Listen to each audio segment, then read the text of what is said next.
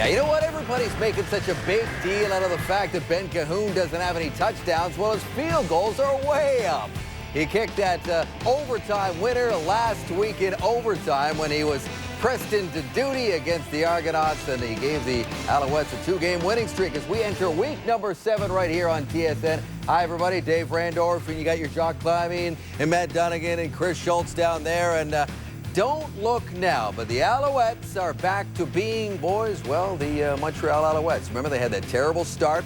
They went 1-3 out of the gate, and all the experts we're starting to say that this might be the season that Montreal finds out how the other half lives. Well, not so fast. They're now 3-3. They've won 2 in a row. 2 big wins over their divisional opponent, the Toronto Argonauts. And leading the way in a lot of ways is Ben Cahoon. Yeah, and when you normally talk about Ben Cahoon, and we normally talk about Ben Cahoon because you have to, when you talk about an exceptional player of this magnitude, he is simply phenomenal, and we're talking about every week. And when you talk about a receiver, you got to talk about his route running, certainly, but when you talk about Ben Cahoon, I think you focus in on these right here, his hands. His hands are phenomenal. You rarely ever see him put the ball on the foot on the ground, and he's an intelligent ball player. When you talk about receivers, you have to talk about their intelligence. He sees the same thing Anthony Calvillo sees, and he's certainly very, very tough.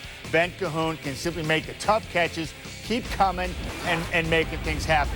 Now, when you talk about a player with all these different skills that he's bringing to the table, the intelligence, the route running, he's being a team player, you're usually talking about a guy that is a utility player. But with Ben Cahoon, he's not your typical utility player. He is simply a guy that is the top of his class, and he brings all these things to the table, Jock. And I can't imagine somebody like Ben Cahoon and Henry Burris together. I mean, it'd be much like what we see with AC and him, but any quarterback would love to have this guy in his huddle. Absolutely. I remember when Ben Cahoon came as a rookie, and we knew there was something special about this young guy, and he's really emerged to be one of the league's big stars. Now, you talk about ball control and ball security. Well, on the other side of the ball, you know, Henry Burris has had a lot of difficulty with the fumbles, and throughout his career he has. Three seasons he's had double-digit fumbles, and a couple weeks ago against the Lions, he was roundly criticized for the way he handled the football down the field. And it's just a lack of awareness on his part.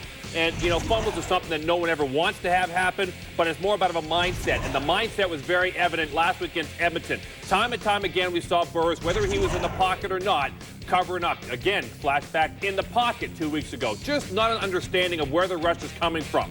However, against Edmonton last week, every time there was a green guy around him, he tucked the ball under. Even to the point where there were times where he was in the backfield running around with the ball under his arm as opposed to having it up here, Matty. And I have to ask you, as a quarterback, I'm thinking, look, you can't be successful if you're running around the backfield with the ball tucked. But on the other hand, you don't want to give the fumbles up either. Yeah, his production was there, and the interceptions and the fumbles were completely eliminated. Calgary wins football games. Henry Burris, when you're a quarterback in the pocket, you can simply say that, hey, I've got to look after the football, because it's like Fantuz. You know, he got a case that drops over the last 3 or 4 weeks. Last week, he turned it around. Henry Burris does not want to get labeled as a guy putting the ball on the ground all the time. So he covered it up, and he got back down to some fundamentals and some technique, and I really think it paid off for him in the Stampeders. I know what it's like running down the football field and having an awareness of guys coming in trying to strip. But when you're in the pocket, you can't necessarily see anybody. You just have to have ball security at all times. Well, you can see why he and maybe the coaching staff of the Calgary Stampeders are a little concerned. They're dead last in giveaways and takeaways. And Montreal, in their last 2 wins, Schultz, has 6 takeaways. And that defense will be looking to take advantage again tonight. Well, that's a challenge for the Calgary Stampeders to play effectively offensively against a Montreal defense that has a brand new identity. Because remember, in years past, their identity was pressure and pressure and pressure, so much so that they would risk anything to get to a quarterback and knock him out of his rhythm. But right now, I think Montreal's identity is youth, is speed, and it's also smarts. Now, the youth and speed is easy to quantify because, you know, many of these players have played 3 years or less in the Canadian Football League. Now, the whole aspects of smarts, that's a little bit more difficult, but I do give a lot of credit to Chris Jones as a defensive coordinator. I think he's done a really solid job of taking an established system that he understands, putting it in CFL terms, and coaching and teaching his players how to master this system. And there's a huge difference between coaching and teaching. Coaching is when you're telling your guys with emotional intensity why you want to do this and how it is going to work. Now, teaching, that's, you know, taking it back a level, and you're explaining why you want this to happen or why you want them to do it this specific way. And sometimes coaches get too wrapped up in coaching, not enough in terms of teaching, and I can't help but think that Chris Jones has found that nice balance between coaching and teaching. Just like I can teach you so much, Dave, if you would just listen to me. But you keep coaching me. You tell me with the emotional intensity all the time. And, you know, I guess I need to be right. a little something. He needs both. Yeah. All right, Calgary played Montreal very well last year. They swept the season series going 2-0. They're in Montreal tonight, and that is exactly where Chris Cuthbert and Glenn Suter are getting ready to call the game. Hi, guys.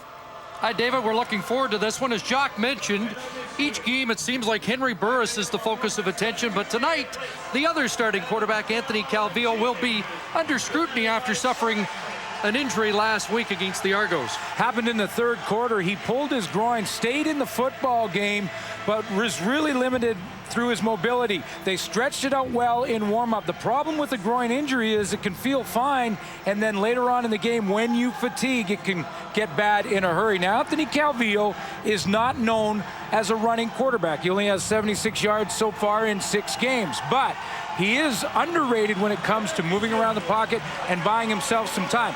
If this thing affects him as the game goes on, we may see Marcus Brady, who took a lot of the reps in practice this week. We did talk to Anthony Calvillo before the game. He's confident he can play it, and they have tweaked the playlist to help ease his burden.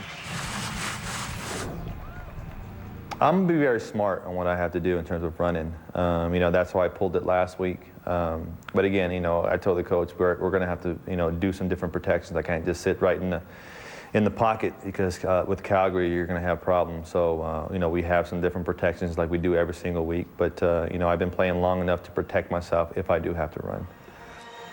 So a little more heat on that Montreal offensive line that has undergone another change this week. We'll talk about that later, but they've given up a league-high 27 sacks so far. Dave?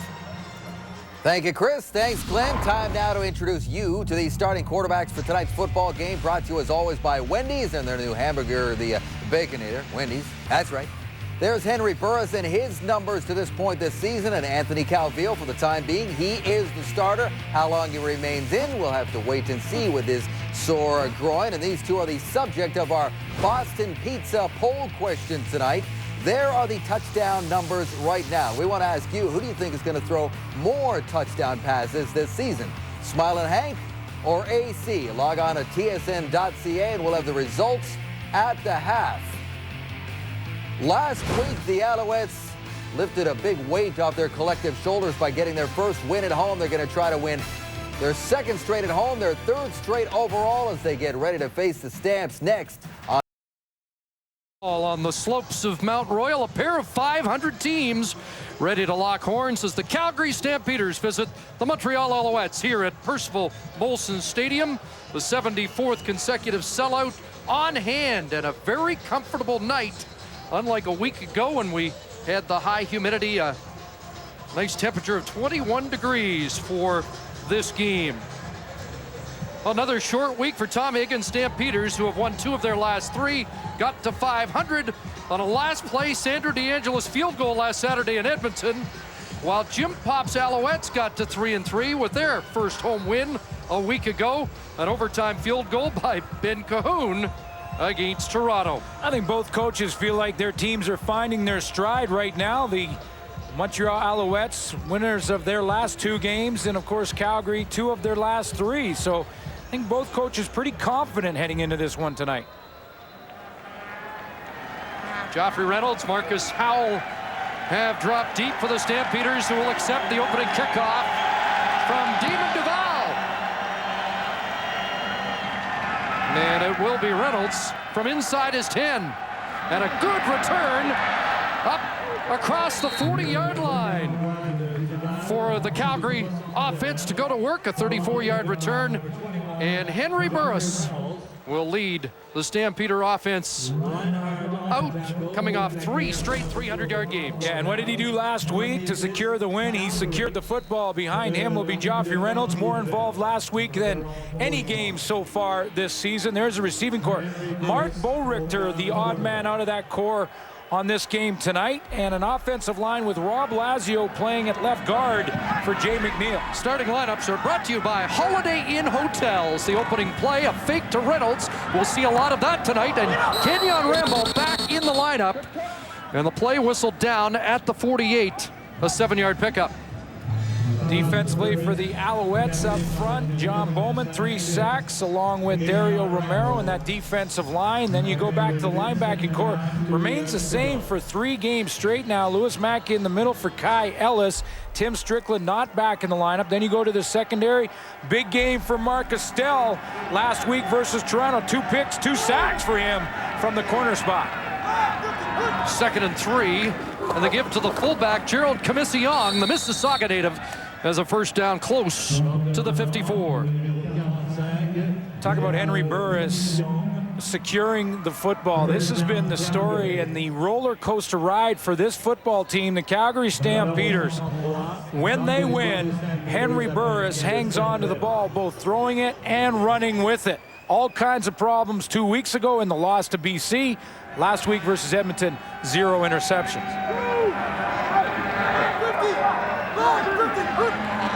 First down Stamps, and it is Joffrey Reynolds. Up the middle, across midfield. And Reynolds with 3, Anwar Stewart the stop. Let me show you what I'm talking about with regards to this football team when Henry Burris hangs on to the ball. Hangs on to it here. 0 turnovers win, 0 turnovers win, 0 turnovers win. When he loses, 2 turnovers, 3 turnovers, and 4 turnovers. And that's the difference for this football team so far this year. You have definitely detected a trend. 2nd and 7. And Burris to the air. That pass batted down. The middle linebacker, Lewis Mackey, was blitzing and got a hand on the football. Henry Burris also has had some success in his last 3 games against the Montreal Alouettes. He has 3 wins in his last 3 starts. You're going to see Mackey right in the middle of your picture. Number 39 gets up there, times the jump perfectly, and just gets a piece of it. They said coming out of training camp, Lewis Mackey and Kai Ellis were so close it could have gone either way because of the ratio. They released Lewis Mackey, then brought him back when Ellis was hurt.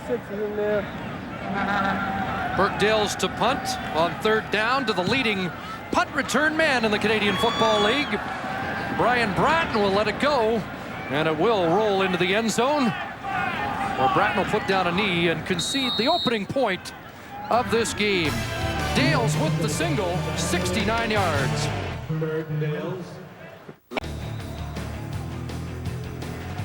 Alouettes to scrimmage at their own 35-yard line. Opening possession, and the opening toss, a completion to the field goal hero last week, Ben Cahoon, with a catch in Calgary territory. Catch number 48 on the year. Not bad route running and pretty good hands for a kicker.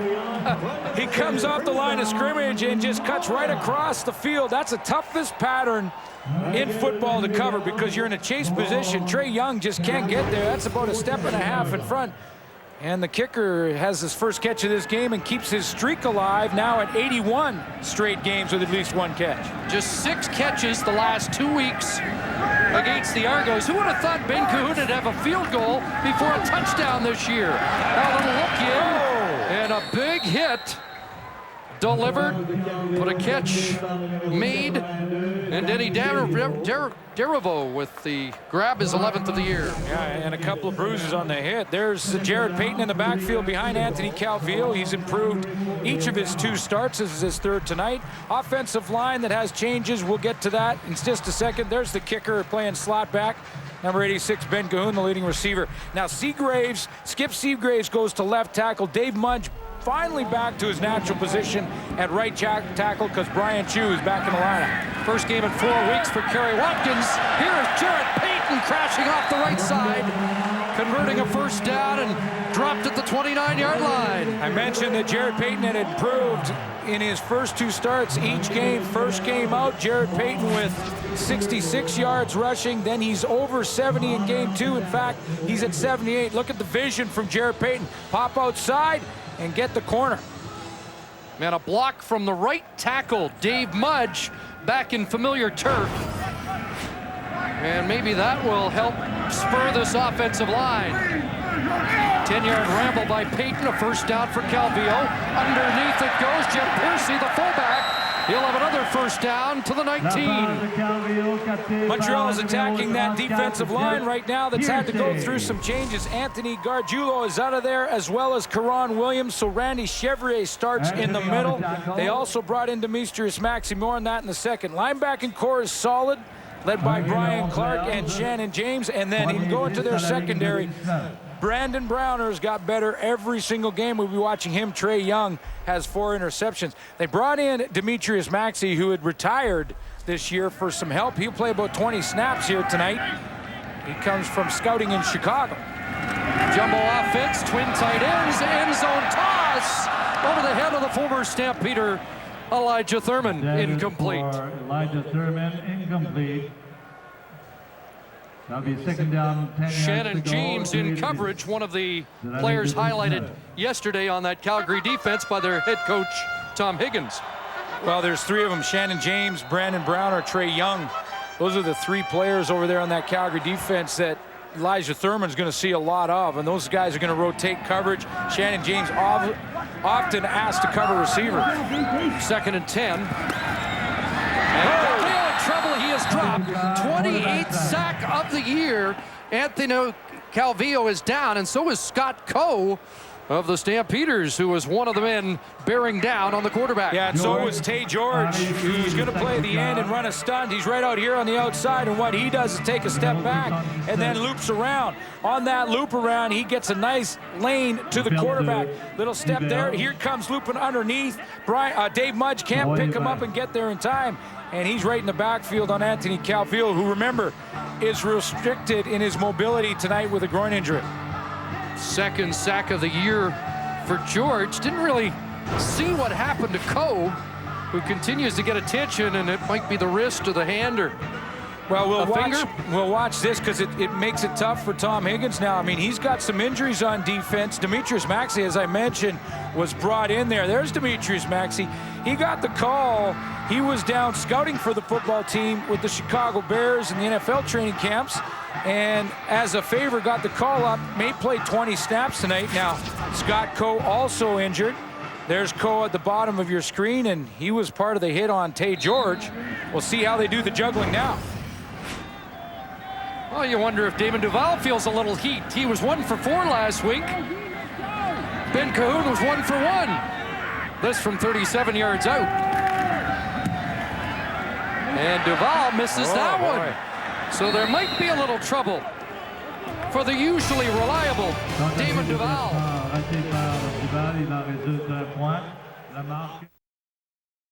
For our first quarter, as we join Michael Whalen on the sidelines. Look, we saw some multi-talented versatility last week from the Montreal Alouettes in the wonderful kick that we saw from Ben Cahoon, and also 2 great kicks by Marcus Brady. But there are other guys that have hidden talents on this team. Paul Lambert apparently can kick it from 40 yards out through the uprights regularly, and also Skip Seagraves, another guy on the O-line. He's got some talent snapping the ball, long snap and the short snap. Got to be versatile in the Canadian Football League, and your theory is that Ben Cahoon has really messed up all the place kickers around the league. You know, since he hit that 22-yarder and made it look real simple, the rest of the kickers keep missing. I think they're just messed up now that a receiver said, "This is it? This is all you guys do?" Obviously, it's a lot more involved than that, and I'm having a little fun with the kickers, but they've had their problems, and certainly Damon Duval has. Carry of 3 for Joffrey Reynolds, 2nd and 7. 4 receivers wide side, and the wide toss to Brett Ralph, who is met close to the first down. Forward progress should be the 45, and a Calgary first down. Ralph, by the way, his 20th catch of the year. He had 7 last week. He had 7 receptions all of last year. Yeah, he's really stepping up and becoming a target that Henry Burris will rely on throughout the game. You know, about 3 or 4 games ago, Henry Burris and Tom Higgins had a discussion about ending the rotation at receiver with Bo Richter, Copeland, Kenyon Rambo, Nick Lewis. That's really helped them find some consistency. Out of the bunch formation, a first down, pressure. Henry with the nifty move, and now we'll throw it away. And there's a positive in that Burris elected to throw the ball away. A good decision to throw it away and securing the ball when he felt pressure around him. Watch how Henry Burris is spending more time thinking about what he does with the football. Look at, he puts it right under his arm when he feels a little pressure right there. Then it gets it back in the throwing position. Hey, he walks around in practice this week with the ball under his arm. He's like walking to the cafeteria with the ball in his arm. Everywhere he goes, he's had that football with him to get used to holding it tightly. Looked like Montreal jumped quick. Maybe a free play for Calgary. To pass intended for Nick Lewis. Incomplete, but again, looked like Montreal jumped ahead of the play. So much so with this, just to wrap up this thought with the fumbles for Henry Burris. In this week of practice, they've run what they call the cow shoot, where the players line up in a line. Montreal, number 48, 5-yard penalty. Repeat, second down.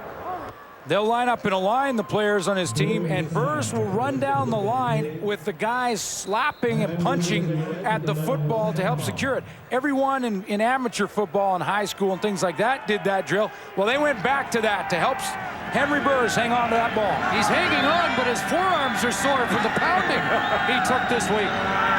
So it's second down over and 5. John Bowman called on the penalty, and here's a pass for Thelwell, who made the catch. Now they rule incomplete. Thelwell dropped the ball. I don't know if he had a foot in any event. Tight coverage by Marcus Dell. Marcus Dell keeps stepping up his game, and he basically ran Ryan Thelwell out of room. I don't think he ever secures the catch. I mean, he has to survive the impact with all of that signage on the sideline and the ground. He did get the foot in. Get the foot down, yep. But he didn't have control of the ball at all. So Burke Dales punts it away. Ratton moves up to field it at the 24 and is not going anywhere. Good downfield cover after a short 36-yard punt. Attention on the left wrist from Pat Clayton at the Stampeder bench. So one Canadian out, another Canadian linebacker comes in. Laval product Mark Caliste, a Laval native who played at Tennessee, and Jared Payton chewing up more yardage. Another first down run up to the 41-yard line. Big hole for Jared Payton to run in this time. This little adjustment by the offensive line. Seagrave down at the bottom. There's Skip Seagrave playing his natural left tackle. He gets a block right there on the edge, and that allowed Jared Payton to jump out and get a pretty nice gain. They've had to make these changes in the offensive line because that's been an area that's been a real problem for the Alouettes over the first 6 games. 17 on that carry, 27 on his first 2 of the game for Jared Payton, and Anthony's going to run. That's a surprise. Feet forward slide to the 49-yard line, close to 8. Probably won't see a whole lot of that, but, you know, I mentioned Skip Seagraves going back. He's a natural left tackle, and what Jim Popp tried to do this year, coming out of training camp, was go with 5 Canadians on the offensive line. Seagraves is not a Canadian. He's an import. So they tried to go with 5. The problem was they didn't have a left tackle, so Dave Mudge volunteers. He is out of position at left tackle, and he struggled. He moves back to his natural right side. They look better already. Second down, and that run stuffed. There's Tay George and Randy Chevrier, who shut the door and forced a punting situation for Montreal. And Dave Mudge was explaining what the subtleties are and the differences between playing left tackle and right tackle. For the average fan, you might think, well, what's the difference? It's just the same spot, it's just the other side. But you imagine a guy who's snowboarding or wakeboarding, and he's always leading with his right foot. Well, the moment you try and switch that and go goofy foot, it messes you up, and you can't even do it. And he was goofy foot at left tackle. Big pressure on Duval, who gets it away, and Marcus Howell fields it at the 27. And he's taken down across the 30 by Matthew Prue. I mentioned Calgary has won their last 2 visits here. 3 of the last 4 meetings against the Alouettes. And Henry Burris to work, pops. Oh, hot potato, and does he get back on it? And late flag is tossed as the ball is down back inside the 20. Whoops. It looked like he lost Back the to handle. the cow chute. Yeah, it looked like he lost the handle trying to get out of there. He went to throw it and then changed his mind as his arm was moving forward. He tried to pull the arm back and put the brakes on, and that's when I think he lost the handle. Now, we'll see what the flag is. That's where he went when he went to reload. Almost caught it again himself. Major foul, unnecessary roughness, Calgary number 62. Penalty will be applied at the end of the play. It's second down. Center John Comiskey. Glenn Johnson in charge tonight. Yeah, Lane Kasham was going for the ball, and it looked like he got hit in the back by Comiskey.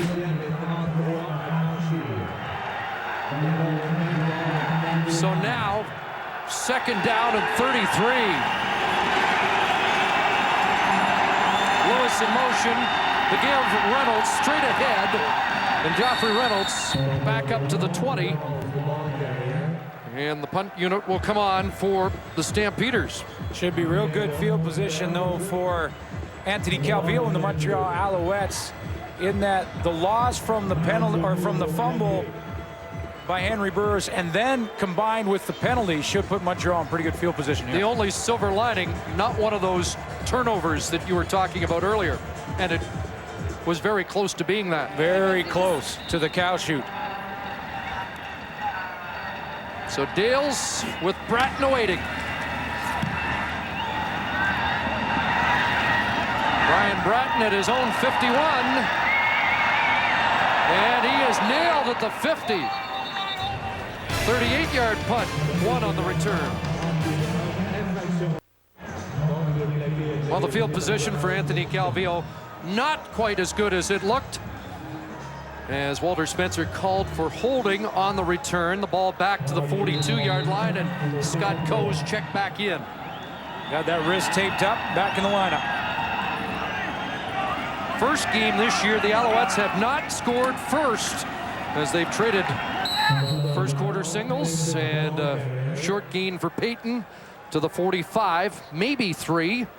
Well, we talked about the O-line, and with Jared Payton off to a good start, all good news for Anthony Calvillo with his groin injury. If you're just joining us, we talked about it off the top, but Calvillo's got a groin he got in the third quarter last week. He's playing a little bit hurt, so they can establish Jared Payton and make it so Calvillo doesn't have to move around too much. It'll help this offense a ton. 2nd and 7. And Calvillo gets it away. Elijah Thurman stretched but couldn't pull it in. The heat was on. Cornelius Anthony blitzing Anthony Calvillo. And I think Trey Young was also involved in the blitz as well. And the idea there is if Trey Young's coming out, one of these receivers of the three of them across the top of the board here are going to go to the middle of the field and be the adjuster. In this case, it's Elijah Thurman. Now, what Calvillo didn't realize is that the Calgary Stampeders had rolled a safety back. They're right through the middle. 33, Trey Young is a blitzer from the safety spot. It was Young who put on the heat. Duval. Howell. Good return. Marcus Howell up to the 47-yard line. 18 yards on the return after a 39-yard punt with just over 2 minutes left first quarter. Henry Burris and the offense have been moving the football in recent weeks, averaging 490 yards of offense in the last 3, but a slower start tonight. Well, you think about that with Henry Burris, his first 3 games, under 200 yards per game passing, low 50 percentile, and 4 touchdowns, 3 interceptions. He has really changed those numbers in the last 3 games.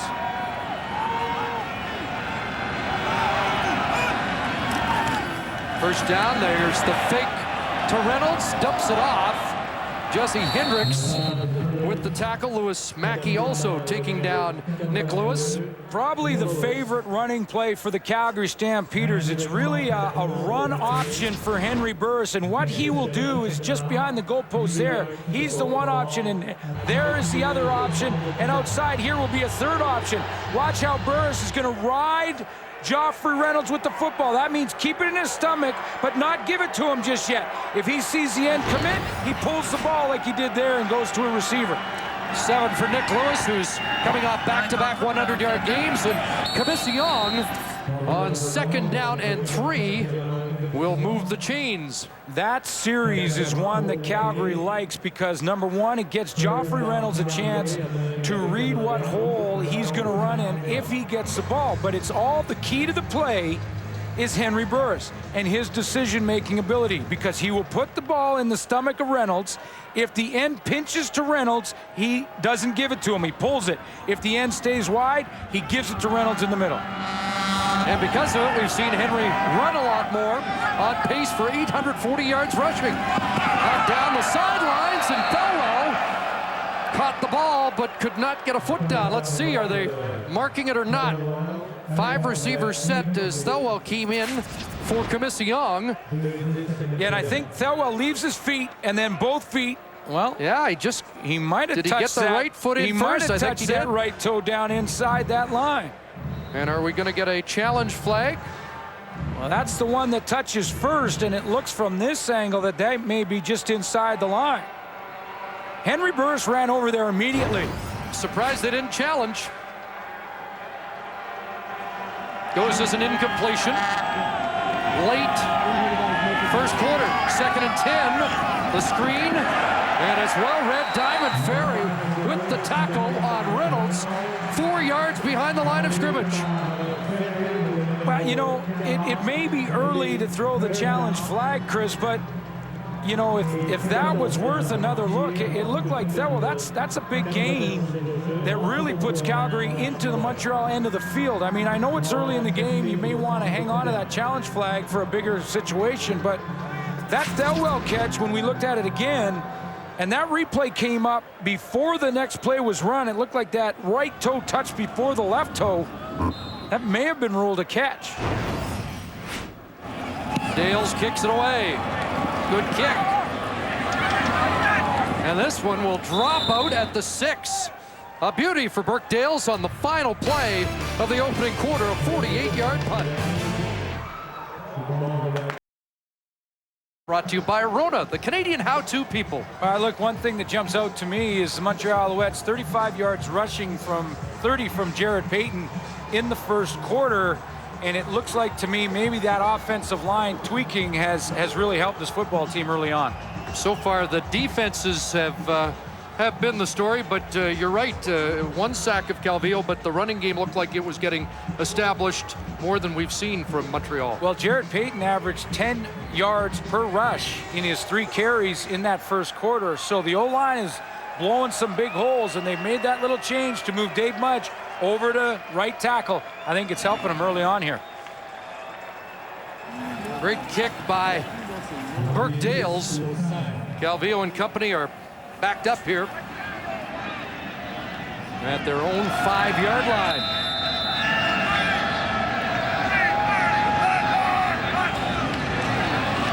Early movement. Looked like the Stamps were a little anxious. Ashlyn Davis is tripped up. Shannon Jeems the tackle, but were the Stamps offside? Last year it was a real shootout. Both times these teams met, 40-23 in Montreal for the Stampeders, and then a 27-24 win for Calgary at McMahon. Offside, Calgary number 8. 5-yard penalty, repeat, first down. Cornelius Anthony, the culprit.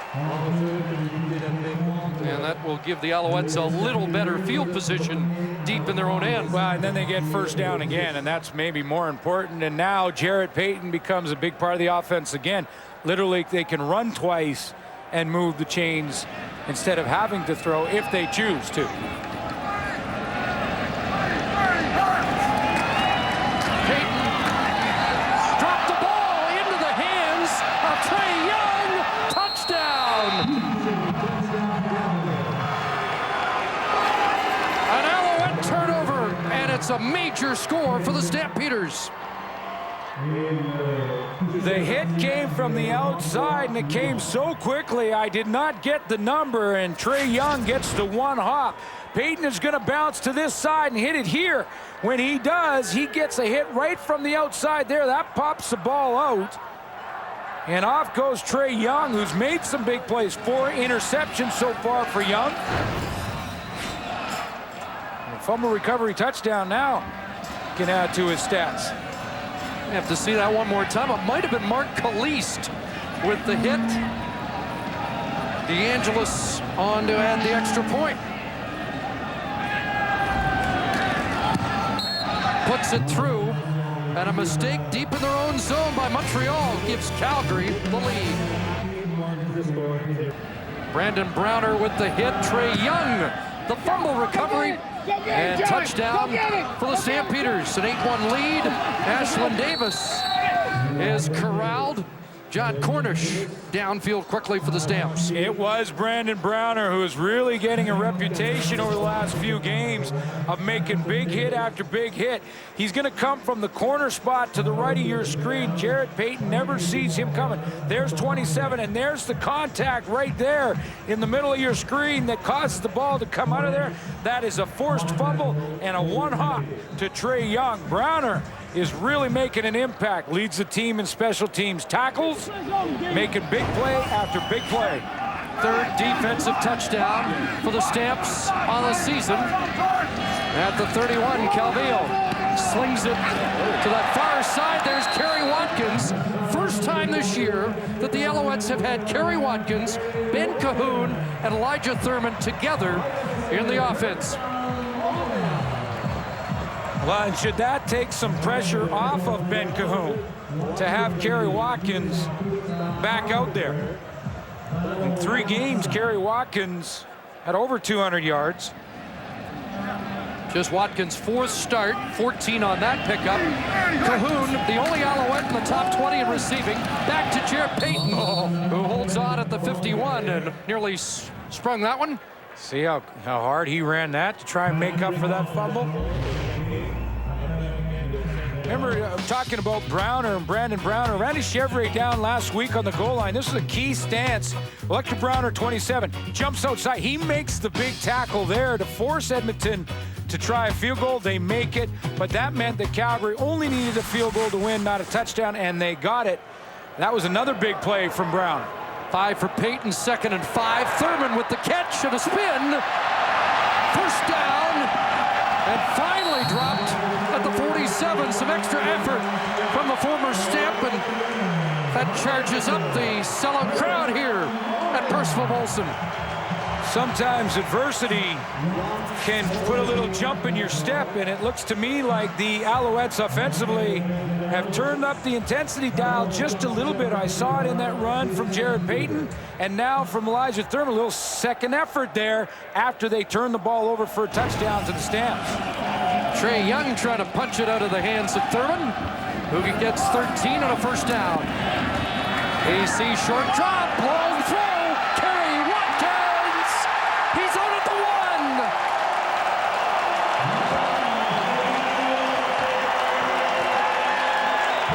And the Alouettes have a deep threat back in their offense. And that's what they've been missing with this offense over the last 3 weeks.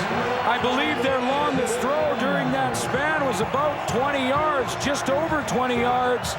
But they can open it up when they get Kerry Watkins back, because he has the downtown speed you need. And he got behind that highly touted corner, Brandon Browner.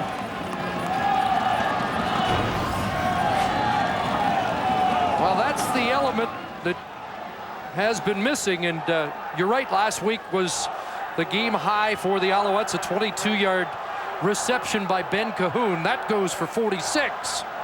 And the Alouettes threatening to strike right back after the mistake, and Scott Coe down after the play, and the wrist giving him trouble.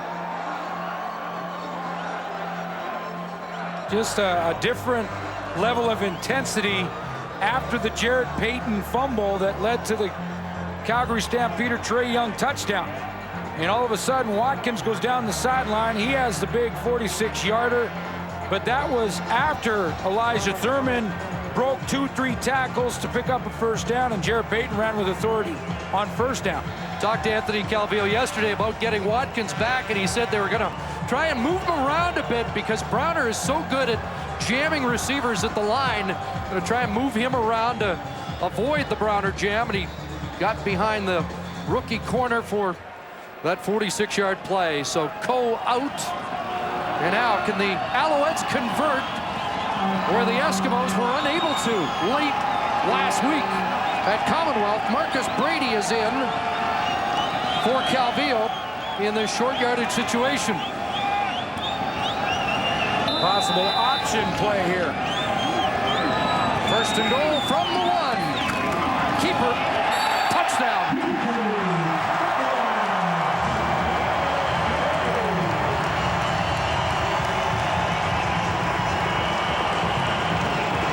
Just like that, the Alouettes answer. That's a sure sign that your team is coming together. When adversity happens, how you react to adversity says a lot about the character of your football team. 4 or 5 weeks ago, the Alouettes likely don't bounce back like they did on that series right there. Duval the extra point, and they trade touchdowns here early in the second quarter. Brady punches it in, a 1-yard sneak after the 46-yard bomb to Kerry Watkins. And Duval kicks it deep. Reynolds from his 4. And Godfrey Reynolds dropped at the 27 as we join Michael Whalen. Thank you very much, Chris. I'm standing by with Connie Payton, the mother, of course, of Jared. It's got to be tough for a mother when the son fumbles the ball and it leads to a touchdown. It's tough, but I know it's all a part of the game, and I know it's only going to make him work that much harder the next time he's out on the field. Jared seems to be really happy to have found a home in Montreal. He's very happy. We were out to dinner last night, and he was telling me, Mom, I love it here. I know he's just signed a year's contract, but he's hoping that he could be here for another year, get a place, and he said he would love to make this his home. Well, thank you very much for dropping by. Sure appreciate it. Thank you. It's nice to be here. And great to have Mrs. Payton here watching her son. There's Burris going to work. And a completion out to Jermaine Copeland, the former Alouette, stopped by Randy Drew. You know, and show me a running back who hasn't ever fumbled in his life, and I'll show you a running back who's never played. And Jared Payton has played, and he's played with a lot of great ones. He's learned a lot, and I agree with Connie. He will come and play a great football game the rest of the way, because that's what good players do. When they make a mistake, they come back. And by the way, that was a forced fumble by Brandon Brown. First down on Copeland's initial catch of the game, and Burris in trouble, dropped back at the 35-yard line. You know, and I got to tell you this, that bit of adversity, when Payton did put it on the ground, has fired up this football team. I mean, the Alouettes are playing at a different level on both sides of the ball. T.J. Hill, 2 weeks ago, 11 tackles, and he just chalked up his first quarterback sack. There he is, sliding in from the outside. He just kind of comes in there. He's got contained, so he has to stay high, but then cuts under when Burris steps up. Replacing the injured Timothy Strickland, who's missed 4 weeks in a row. 2nd and 16 to Loud Park. There's a completion underneath. T.J. Hill making sure Kenyon Rambo doesn't get anywhere. And you're right, even the atmosphere in the stadium a little louder than we've heard in the first 2 visits here. Without question, the fans have turned up the intensity. Another great open field tackle by T.J. Hill. That's a tough one. He breaks on the football, and no chance for the Calgary receiver, Kenyon Rambo, to break that tackle. So 2 back-to-back plays from T.J. Hill, and the Stamps are punting. It's almost as if the fans have been in wait-and-see mode with this team. They won their first home game last week. Couple wins in a row. Bratton. Sidestep 1 would-be tackle, but not going anywhere. 47-yard kick, 6 of the return. Jared Payton the fumble, but also 5 carries and 38 yards so far. As Montreal goes to work on offense from their 24. And a false start. I was just about to say, in a game so far that has not been marred by too many penalties. Procedure, Montreal, number 65, 5-yard penalty, repeat, first down. Paul Lambert back to left guard with the return of Brian Chu to center after a couple of weeks out of the lineup, recovering from arthroscopic knee surgery. Was going to say, Suits, that we talk a lot about Jarrett's dad, who motivated you with his training regimen. You know, me and thousands of kids. I don't know if people remember that NFL Films piece of Walter Payton's training regime. Here's Payton on the screen, and he rumbles up to the 29-yard line, so he gets the 5 back and 5 more. You must remember it years and years ago. It was a documentary based on Walter Payton and how he would run these really mountainsides with loose gravel and dirt. And I saw that as a kid, as I know thousands of kids did, and were really motivated to find out that's how you train to become a pro. Jarrett does the same thing.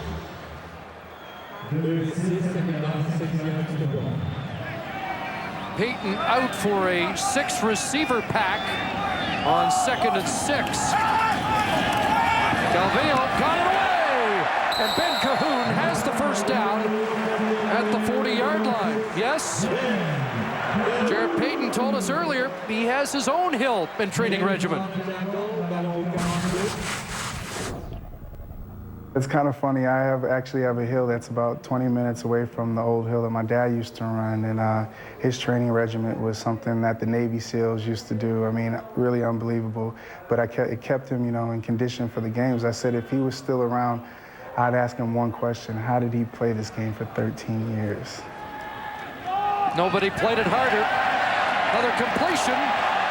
Good extra effort by a guy who has marked his career by that, as Matt Dunnigan documented before the game. Ben Cahoon with a first down or close to it at the 50. Yeah, and Jarrett Payton is a very good blocker as well. And his dad, like he mentioned, how he played 13 years. I mean, one of the toughest minded football players in the history of the game, Walter Payton. And you can tell in a quick conversation with his son Jarrett that he has that same kind of character. And I know that's why, you know, that fumble early on not only motivated his team, but it'll motivate him to have a great second half of this game. And he already has started it off.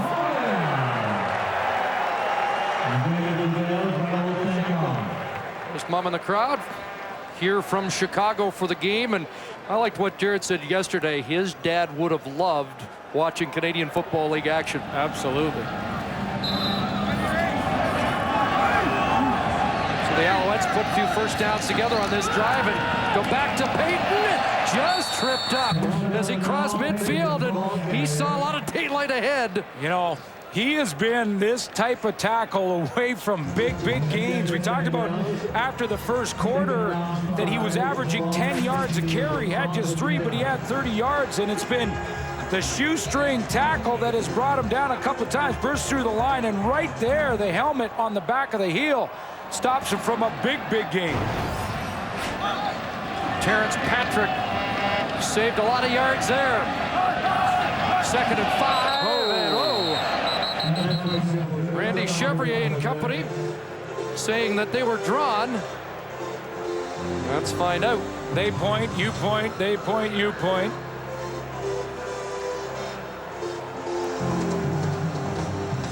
Brian Clark, who started his CFL career here in Montreal.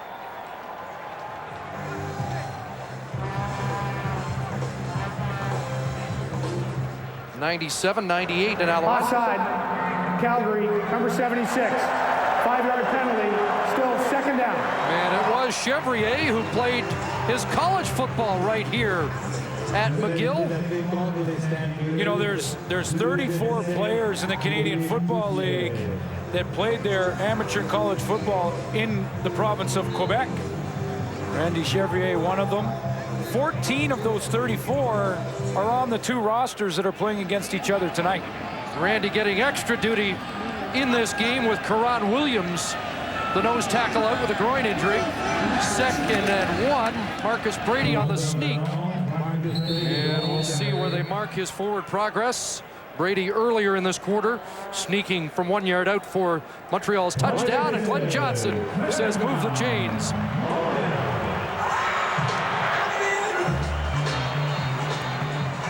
You mentioned it earlier, Chris, there's been a couple of penalties here and there, but I think a very well officiated first half so far, and this game has moved right along because of it. Stampeders come in. They overtook Hamilton last week for the most penalty yards in the league through the first third, the first 6 games. Calvillo steps up. Ashlyn Davis had to reach back for that one with Brian Clark in the vicinity, but he holds on. Well, that was a case of Anthony Calvillo running out of time because he had Ben Cahoon wide open a lot deeper down the field, around 15 yards or so. He was the crossing right with Ashlyn Davis underneath. Davis was the check down man, but watch Cahoon. Cahoon's going to come up the field. He recognizes zone, wide open over the middle right there, but because the pocket collapsed, Calvillo couldn't get it to him. Stamps have had decent pressure, and Anthony Calvillo said yesterday their front 7 gives you more looks than just about anybody. He's looking deep down the sidelines. And Browner, great coverage that time. He was in the hip pocket of Kerry Watkins.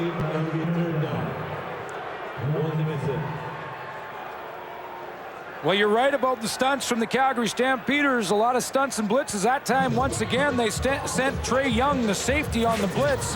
And that forced, there is Trey Young right there. He's going to come right in what's called the A-gap between the center and the guard. There he goes. He ends up getting picked up by Brian Chu. Now, it's that one-on-one that we saw earlier. Watkins had 1 catch.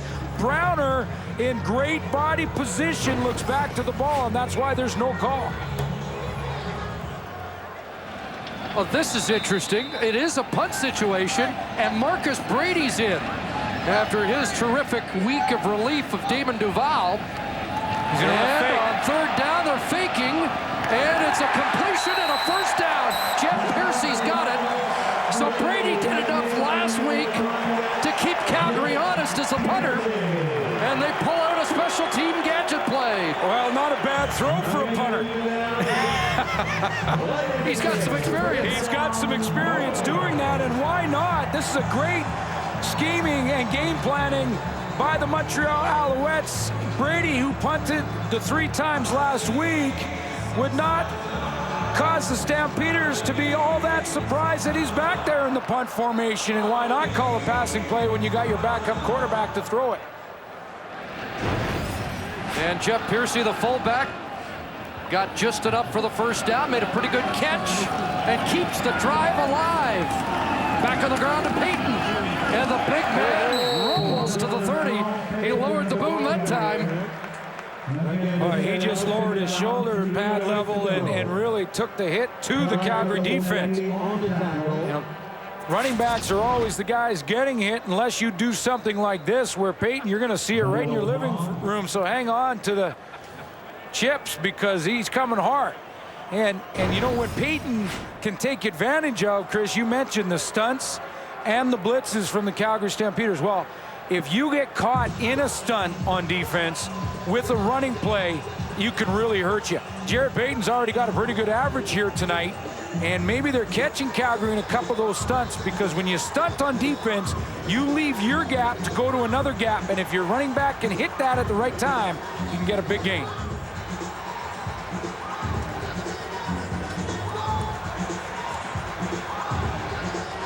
And a reminder, TSN's coverage of the 2007 PGA Championship continues tomorrow. Second round action beginning at 2 o'clock Eastern, 11 a.m. Pacific. Available on TSN HD, online at tsn.ca. John Daly, the big first round. And if you're not sure how hard Jared Payton's running, ask Tay George. Yeah, this is more costly for Calgary than in normal situations with their depleted defensive line through injury. Payton delivers the blow, and Tay George will now have to wait at least 3 plays. Jarrett with 50 yards on the ground here in the opening half, which has just under 4 minutes to play. Backup, oh sorry, Chris, backup Pat McDonald will come in for Tay George. I was just going to say, that's an area where Calgary really can't afford any more injuries. Showing a lot of down lineman looks in this game. Second down, and here's Payton outside. Jared Payton tripped up again as he looked like he was cruising to the end zone. You think he knows his mom's in the crowd? Mom coming up to watch her son, Jared Connie. He's got to be pretty proud of him so far. Watch this bounce to the outside. This is tremendous vision at the line of scrimmage. The hole plugged up by Brian Clark, and then acceleration right there again. A shoestring tackle by Shannon James. Yeah, Shannon James saves a touchdown right there. It's 14 more for Payton, a first down, and now Piercy plunging and moving the pile a bit. And is it my imagination, or is that offensive line moving people a little better in this game? Way better. I mean, it is night and day difference for Dave Mudge and Skip Seagraves. 3-minute warning has been given to the benches here at Percival Molson. Calgary territory, 2nd and 6, and look, early movement, Dave Mudge out of his stance.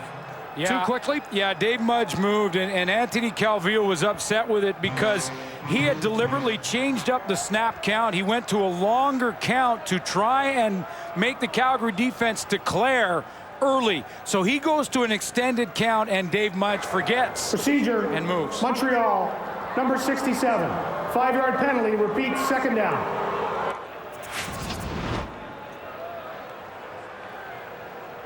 And you can see Jared Payton moved on Dave Mudge's movement. He would not be called because the running back is allowed to be moving towards the line. 2nd and 11 after the penalty. AC Ben Cahoon! Touchdown, his first of 2007 and number 50 of his CFL career.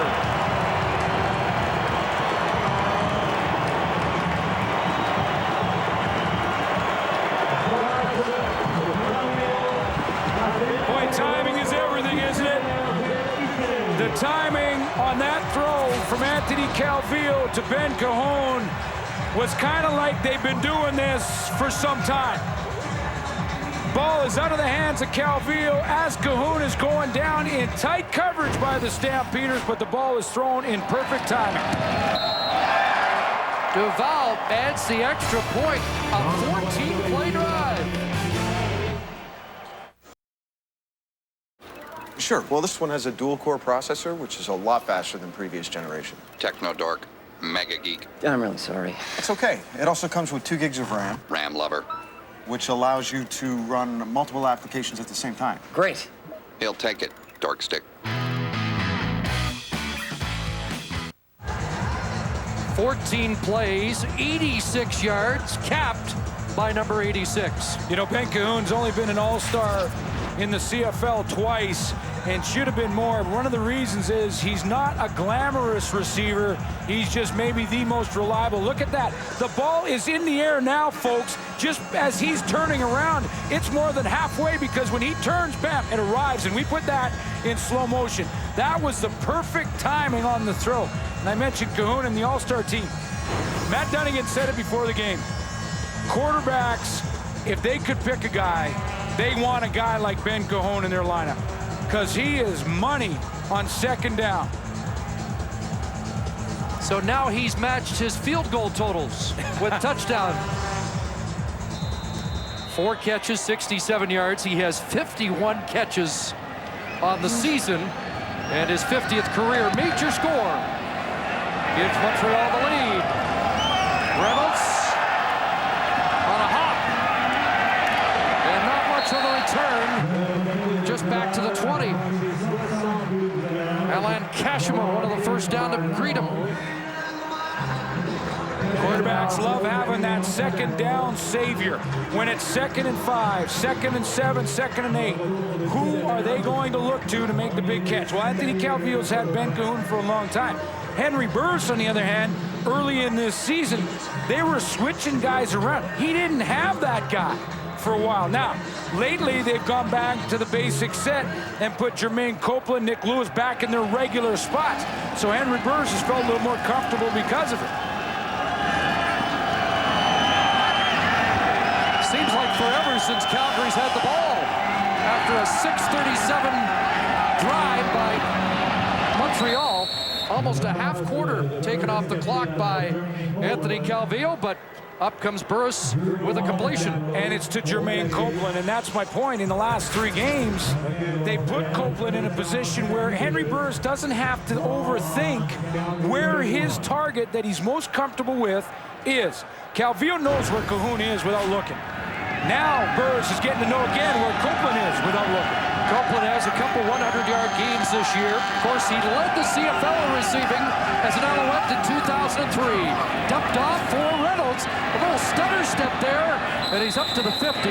And a penalty marker has been tossed. You know, they were rotating those receivers with Mark Bolrichter, Kenyon Rambo, Copeland, and Nick Lewis. And there was one point in the season about game 2 that a throw was intercepted, and Tom Higgins went to the receivers. He came to the sideline, and he said, have you ever run that route in practice? Because you didn't look like you knew what you were doing. Calgary number 3. After yards were gained, it's a 10-yard penalty. 1st and 10, Calgary. Ryan Thelwell. Calgary will keep this first down going, but he asked the receiver, he said, and he wouldn't name him, and I don't blame him, but he basically said, you didn't look like you knew how to run that route. And the receiver looked at him and said, Coach, I've never run it in practice. And because they were rotating, they didn't get the reps at certain positions they needed, and the consistency just wasn't there. It has become closer over the last 3 weeks. 5 receivers in now. It is a first down. Burris got away from the initial surge. Throws incomplete. But he did well to avoid the sack. Yeah, and I think he deliberately threw incomplete there. And again, trying to overcompensate a little bit with this football. He's protecting it, and Brett Ralph was coming in the middle. See how he gets the ball right away from the defender, and he just found an open area on the field and threw it away. Yeah, Lewis Mackey bearing down first, and then Kashima takes him to the ground. So it's 2nd and 10, 2:11 on the clock in this opening half.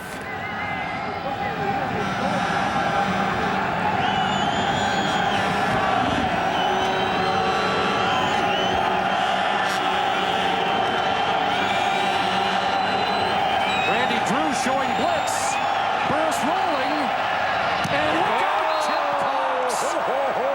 Had it in his hands. He returned one for a touchdown last week against Toronto, and that had major score written all over it. In the first 2 games, the Montreal Alouettes secondary had 10 chances for interceptions, dropped all 10. And that was one of the reasons they weren't winning early in the season. Last couple of games, they have made these plays and hung on to the football. You mentioned Cox's interception last week. Randy Drew had 2 interceptions that he hung on to last week. This time, Cox drops it.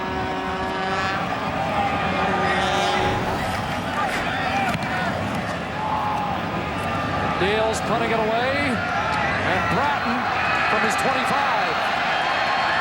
Trey Young spins him down, trying to rip the ball out. Minute 53 to go, first half. Montreal has the ball again, and Glenn, it's a strange reality of this game that the Alouettes were sparked after the fumble that led to a Calgary touchdown. It was like the alarm clock went off. And not the first time when you hit the snooze button. I mean, the real time when you get up out of bed. And that's really what it looked like, because when Peyton dropped from the hit from Brandon Browner, dropped the ball, and Trey Young took it in the end zone, it has been a different Montreal Alouette team on all phases of the ball since then. Last possession, 14 plays, 86 yards, and a touchdown. Here's Kerry Watkins, who's had a good first half, and he is down to the 45, gain of 7. And Anthony Calvillo in this opening half has made a little more history. Over 6,000 attempts, and on the completion list, he is now behind only 1. And he is on the 9-game injured now, we understand. That's Damon Allen after a toe injury last week here in Montreal. So Calvillo can make up some ground. And Danny McManus is on more than the 9 game. He's now in the booth. Procedure again, the call against Montreal. Mac and Black getting set for second half of our doubleheader tomorrow in Vancouver. Winnipeg and BC should be a beauty. First place clubs, East and West. Procedure, Montreal, number 55. 5-yard penalty, repeat, second down. Skip Seagraves, the left tackle. Anthony Calvillo is getting frustrated with these guys because he wants them to be more disciplined. They have to be, because he needs that long count so that Calgary will declare some of these stunts. He's doing it to help the offensive line. 2nd and 9. This time Calgary offside as Calvillo is slung down by T. George. What looked like Dwayne Carpenter, was it? Somebody on the halfback blitz. See, and that's what he's trying to do. You hear Calvillo go, hot, hot, hot, hot. He was going into long count. The reason is he wants Carpenter to offside. Calgary, number 29. 5-yard penalty, repeat, second down. Listen to the cadence from Calvillo as he tries to extend it to make Dwayne Carpenter come off the edge to the left of your screen. See, and that caused him to get in trouble. He jumps offside because his timing isn't there. Gets the 5 back and much prefers 2nd and 4 to 2nd and 9. Complete. And Brian Bratton with a catch to first down at the 53. Still plenty of time left in this first half. Brian Bratton is becoming a big game player. I mean, this is a guy who has made the big returns in the kicking game, comes into tonight with a 14.5-yard punt return average, and makes a big catch there. Calgary continues to show a 4-man front. Mike Labinjo has lined up a defensive end. And here is Cahoon again. The great roll-up toss by Calvillo. This Alouette offense is now operating on all cylinders. Well, the long count is allowing Calvillo to see what Calgary's doing, and he can see that Cornelius Anthony is going to declare. That allows his offensive lineman to see it and pick him up. He's fooling everybody with that fake, including our camera, and getting the ball to Cahoon to the outside. First down, back to Payton on the ground. Into the secondary. Kicks it outside. Little straight arm. And he's inside the 10. His best run in the CFL. 35 yards. And how about the move in the open field by Jared Payton? It's all O-line to get him through that line of scrimmage. Watch that little shake. Wow, what a move. Trey Young is picking up his spat right there at that goal line, at the yard line there, and Payton bounces to the outside. Straight arm on Cedric Williams, finally run out by Carpenter. 9 for 99 in this first half. He's got a 100-yard game and a touchdown.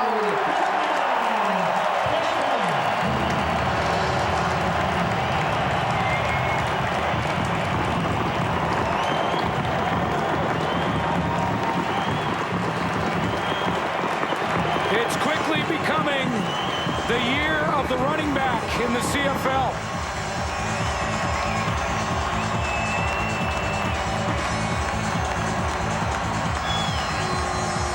Charles Roberts, Joffrey Reynolds, Joe Smith, and you can add one more to the list, Jared Payton. Jesse Lumsden. And Jesse Lumsden. It is becoming the year of the running back. Well, for Jared Payton, that's one way to impress Mum in the crowd. Extra point added as the Alouettes increase their lead. A block by the new right tackle, Mudge. He's going to wash down this way, leaving Jared Payton with just one man to beat himself. Watch Dave Mudge. He gets a nice block on Randy Chevrolet. He washes it down. That leaves a one-on-one with Payton on the outside with, I believe, Scott Coe, who has the wrist problem. And Payton runs through that tackle, and away he goes. Actually, it was Pat McDonald.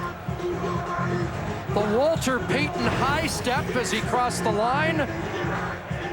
And Mom has to be thrilled with what she's seen. That fumble seems a long time ago now, doesn't it? Oh, yeah. Mom's up there. Yeah, that's my son right there, number 33. That's my son.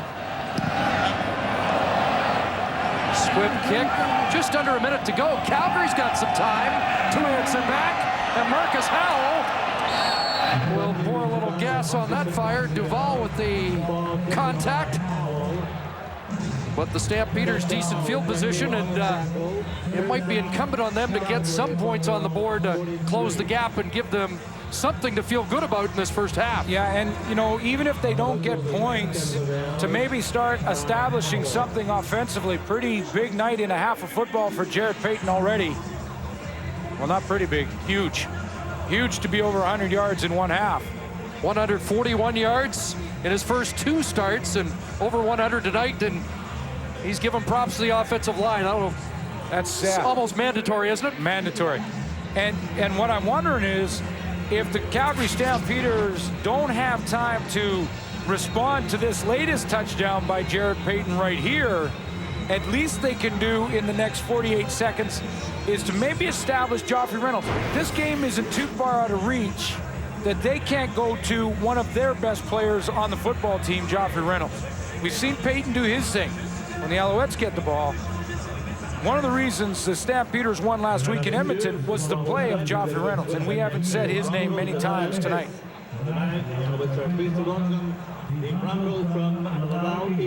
So Matthew Prue is shaken up on the kickoff. He's getting attention. You know, you don't want to offer up excuses, but we went through it, and Calgary, the only team so far that has played in less than 6 days twice, with the opposing team having at least 2 more days prep time.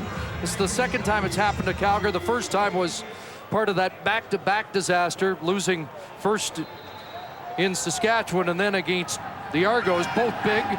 A lot more confident coming into this game despite the short week. But they're behind the 8 ball here, down by a pair of touchdowns. But this will help get things back as Kenyon Rambo with the catch into Montreal territory to the 42, and over 42.7 seconds left in this opening half. So time for Calgary to close the gap. And they're already in field goal range, and they'll call the plays on the line of scrimmage. 5 receivers, and Reynolds now leaves the backfield, and that pass incomplete into some traffic intended for Thowell. And Mark Estelle jumps that throw by Henry Burris. Bump and run at the top, and then Estelle's going to bail, making it look like he's going deep, but he really never gets deep. And Burris thinks he's bailing out of there by the look of his hips. He turned to go run deep and then really didn't get there.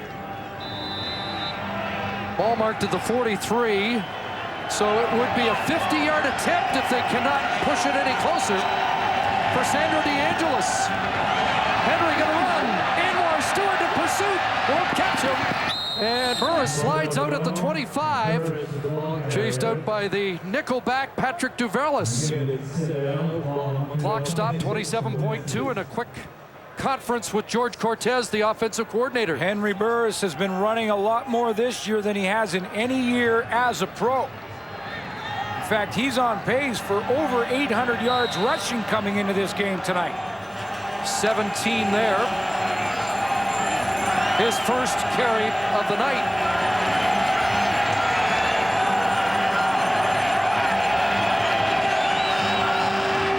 First down, Burris looking for Nick Lewis. Got a hand on it. Chip Cox in coverage, and Lewis unable to make a circus catch. Yeah, Chip Cox has really stepped into that leadership role, plays it perfectly because he runs Nick Lewis down to the ground, but he doesn't do it by pushing at him because, look, he turns, he pushes, he pulls. That's how it works in the secondary. And because Chip Cox doesn't put his hands up high, he doesn't get the screening call. Burris hadn't stretched that defense much in this first half. 2nd and 10 and a noisy Percival Molson. Pressure, flag, and an incompletion as Burris threw it away. And the Stamps signaling that this flag is going against Montreal with 16 on the clock. See what the penalty is. 16 seconds gives them time for maybe 3 plays if they're very efficient and get enough penalty yardage on this call if it's against Montreal. Illegal contact at a receiver. Montreal number 24. It's a 10-yard penalty. First down. That's the defensive player of the week, Randy Drew, who had 2 interceptions and 2 sacks against Toronto last Thursday. Every receiver in the core for the Calgary Stampeders was waving frantically. They all saw the penalty. And that gives Burris a chance for a major. Ball on the 16, so time to take a couple of shots. Looking into the end zone, and there's another penalty as Cox tackled Nick Lewis. And that's one of the penalties that Chip Cox made a decision. I either tackle Nick Lewis or they're playing the Calgary fight song. He's coming across the middle, that tough one to cover, and he has to tackle him. He's beaten. Forward pass interference. Montreal number 11. First down. Without question, you'll see it. It'll end up right here in your screen, right over the middle. Nick Lewis coming from the left-hand side. Look at this. There's Cox right there with the tackle from behind. The ball hasn't even left Henry Burris' hands, and Nick Lewis going, hey, what's up with that? But he doesn't do it. He scores. About 3.5 yards for the touchdown. Burris looking in zone, and he overthrows Kenyon Rambo. 5.6 seconds. Do they have time for one more? Or do you kick and make sure you get 3? You have time for one more play, but it better be a quick one. It's going to be some kind of rub route quickly, and the instructions to Henry Burris will be, you got to get the ball out of your hands immediately. They want to call timeout to talk about it further. This goes back to last Labor Day. Remember when, in a similar circumstance, Henry took off and ran and made it to the end zone. Had he not got there with a great hurdle, time would have been out, and they wouldn't have got the 3 points. So it was a great play, but a gamble, and you wonder if he'd do the same thing again here. Well, if he decides to run, and you can see George Cortez in there with Tom Higgins, the offensive coordinator and head coach, they're trying to do that math right now, Chris, and figure out, do we have time with 5.6 seconds? Even if Burris runs, if Burris decides to run, they run out of time. He's got to get there. And they don't even get 3 out of this. Well, you can tell Henry does not agree with the decision. You know what? I do. You know what? You've been reeling a little bit. A lot of momentum from the Montreal Alouettes. I think you think the opposite. I do. I say go for it. Call a short drop, take your shot. Make sure you're not scrambling around. 5.6 seconds, you should be able to execute it, but they're going to take the 3 and make sure they do put points on the board. Whoa! Now it's a fire drone. Brett Ralph, an old high school quarterback, throws it across, incomplete. And now they get nothing. With no time left. Oh, baby. They come away empty. Boy, you decide to play conservative and take the points when you're in the range, and then you get human error.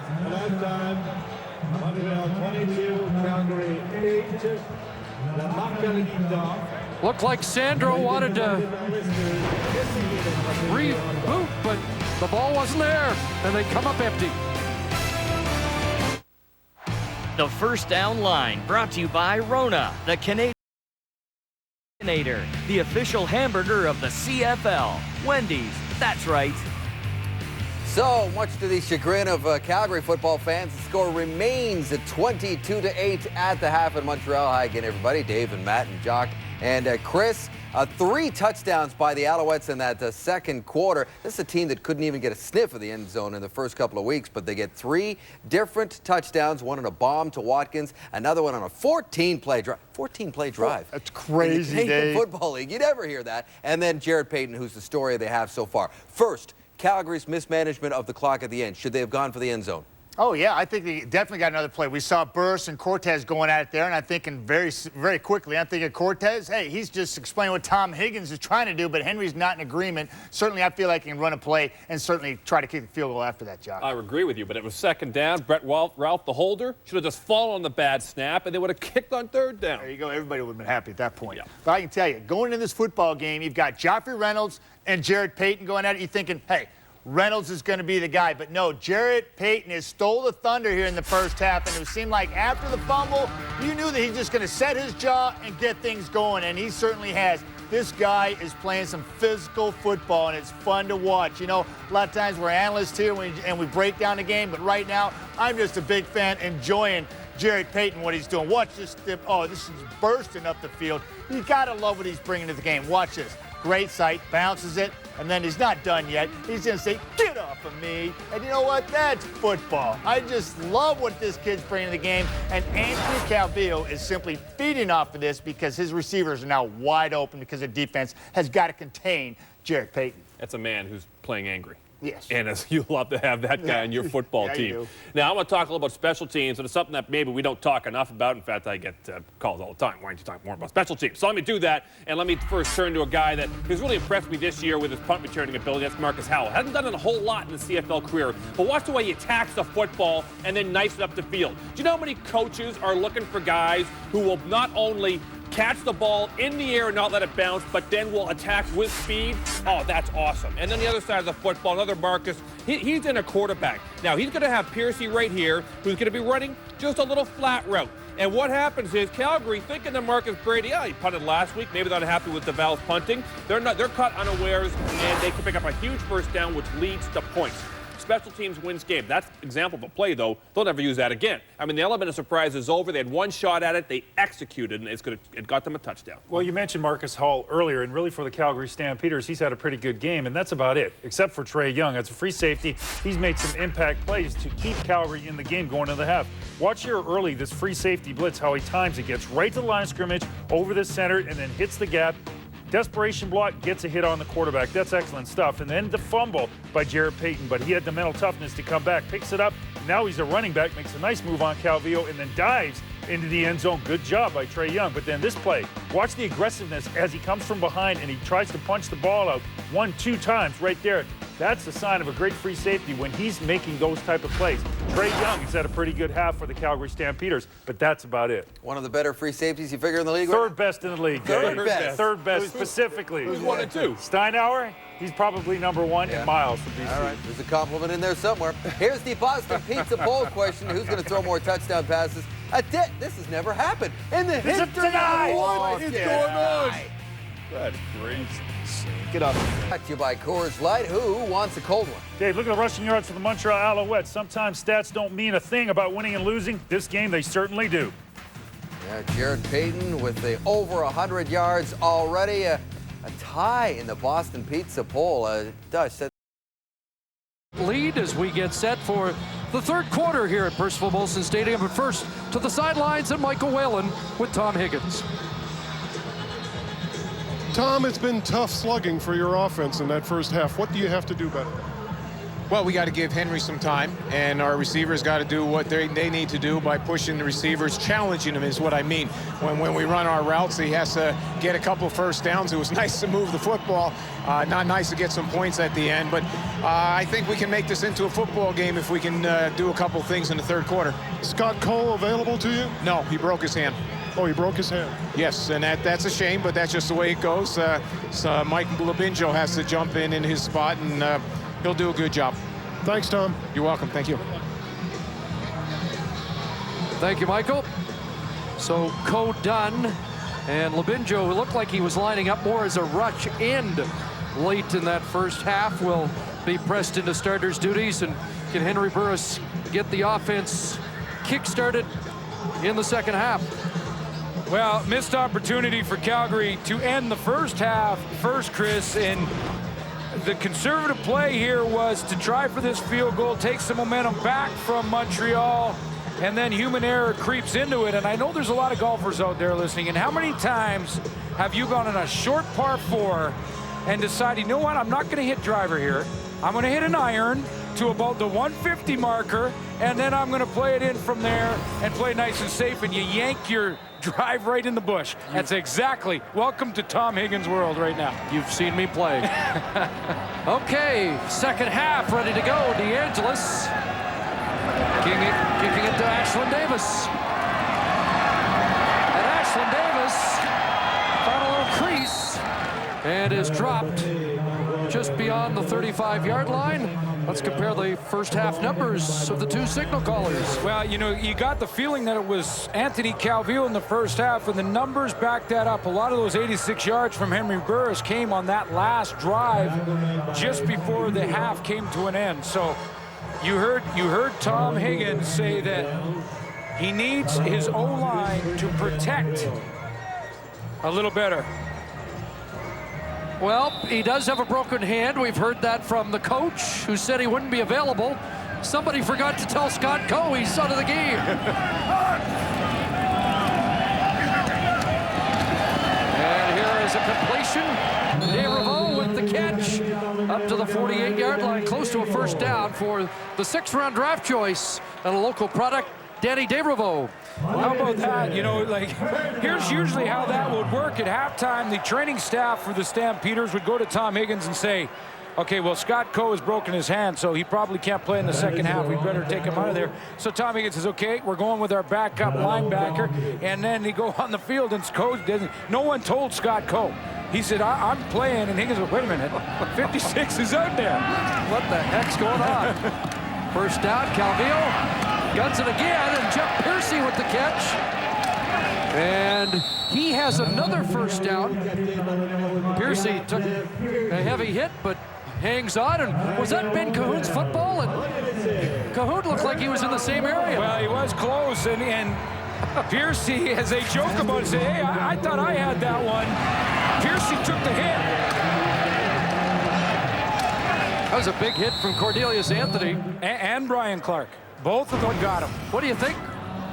Was that Cahoon's ball or not? I think it was, and Piercy stepped in front of it. Usually defer on seniority, but here's Peyton, first run, second half, to the 47. You know, Jeff Piercy is going to play a lot this year because of the injury to Mike Vilmick, their starting fullback, who's gone for the season. And you will not meet a nicer guy than Jeff Piercy. I'm sure Jeff Piercy went over to Ben Cahoon and said, hey, I'm really sorry, Ben, that was your ball. And then he probably turned around to Brian Clark and said, hey, sorry for you hitting me so hard. That's the kind of guy that he is, just such a nice guy, always with a smile on his face. You always look at Jeff Piercy and think, he's just happy to be here.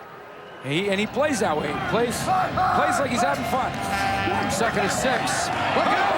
Calvillo not having any fun. Shannon James with the sack. And a clean shot on Anthony Calvillo. This is how a 34 defense can get to you, because you never really know offensively where the extra man, where the blitzer is coming from, and then it can be too late. First sack of the year for the Sam linebacker, Shannon James. And the sacks are even. That's the 29th sack surrendered by the Alouettes on the year. Duval blasting that, and Howell lets it sail into the end zone. And this one will go out for a single point and a 15-point lead, a 68-yard punt. Visit Wendy's to get your game cup and more entries. Joffrey Reynolds on the ground trying to ignite the Stamps on offense, and Anwar Stewart, who started his CFL career in Calgary, with the tackle.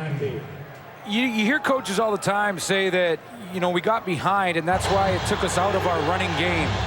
And I'm not sure I buy it, because if you've got a half of football to play in your Calgary, I think Joffrey Reynolds has got to still be a huge part of your offense until you get about halfway through the fourth quarter.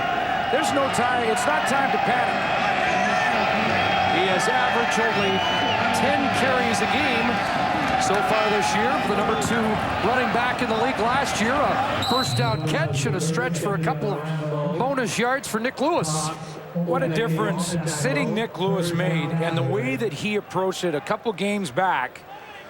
Tom Higgins sat Nick Lewis down. He was out of the rotation, wasn't playing great, and they were going to take one of these import receivers out, and it happened to be Nick Lewis's turn. He didn't complain, and since coming back to the lineup, he has stepped up his game. Yeah, 11 catches, 240 yards worth in the last 2. He was saying yesterday that they're starting to use him more as a deep threat, something they got away from the last couple of years. There's a pass that skips incomplete into the hands of Brett Ralph.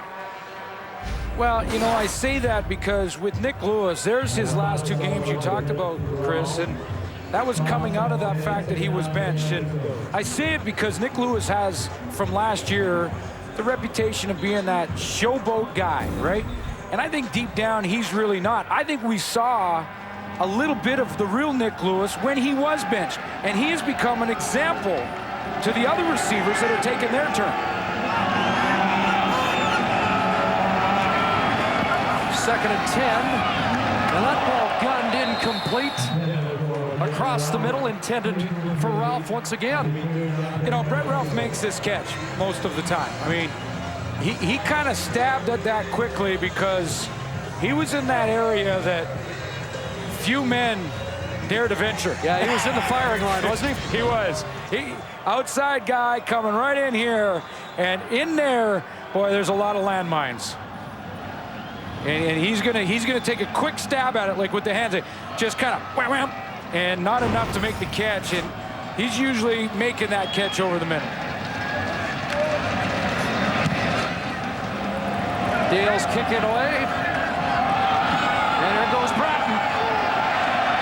And Bratton taken down. There's Labinjo, the former Philadelphia Eagle.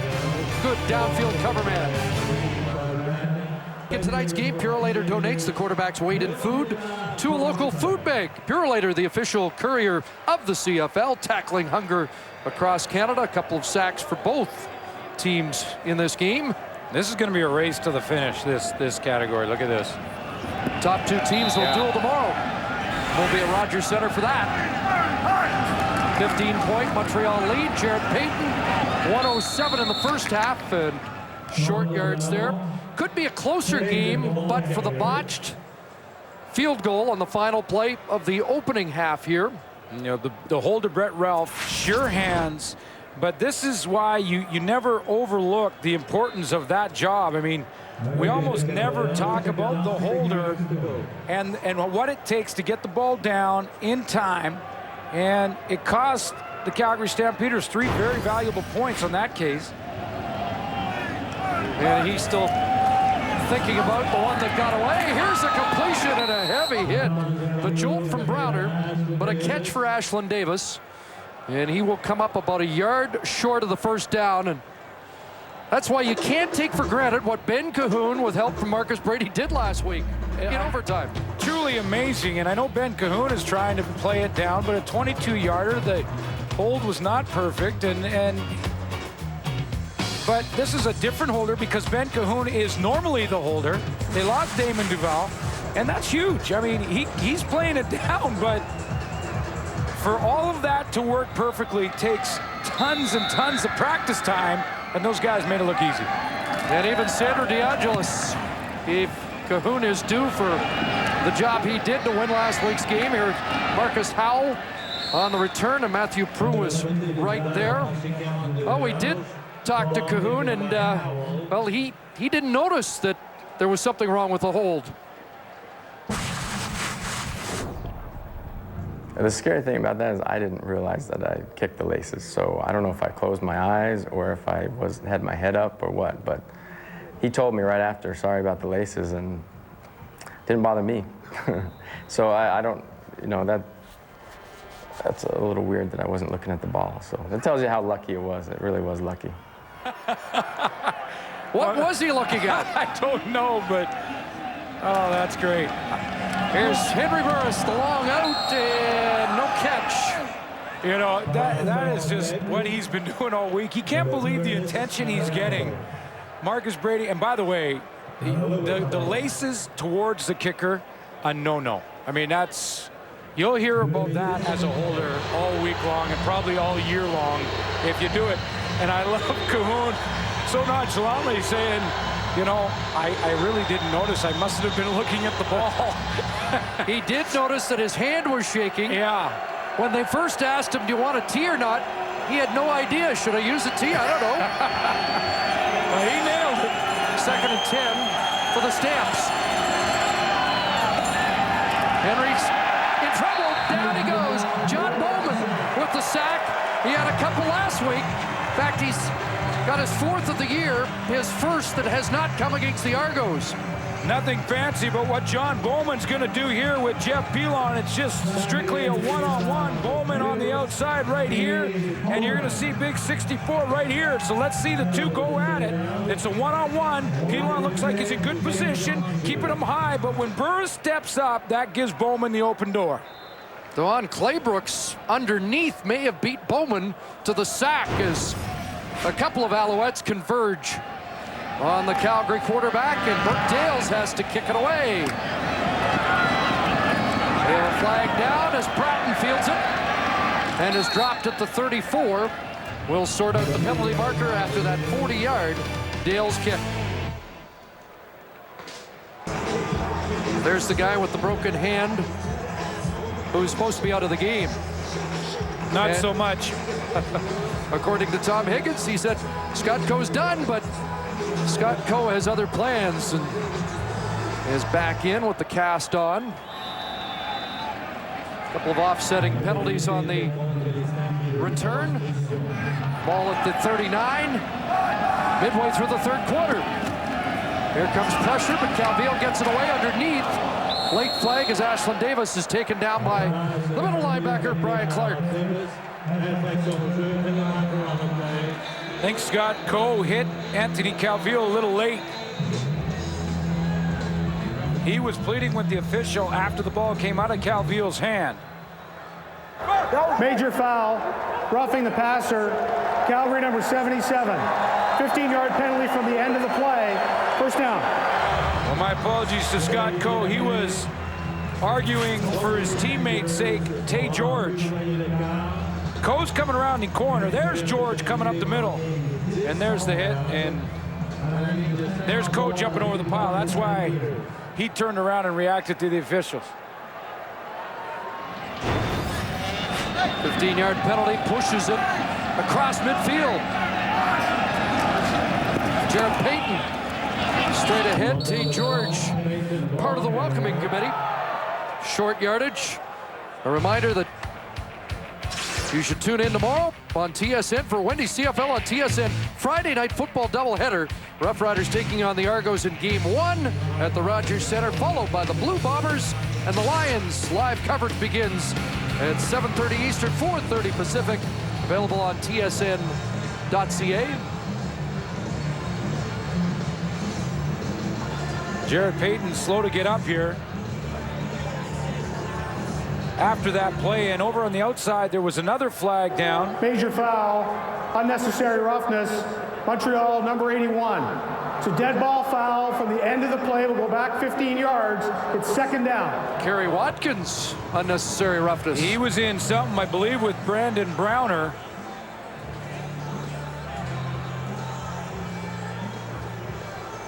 Browner was in.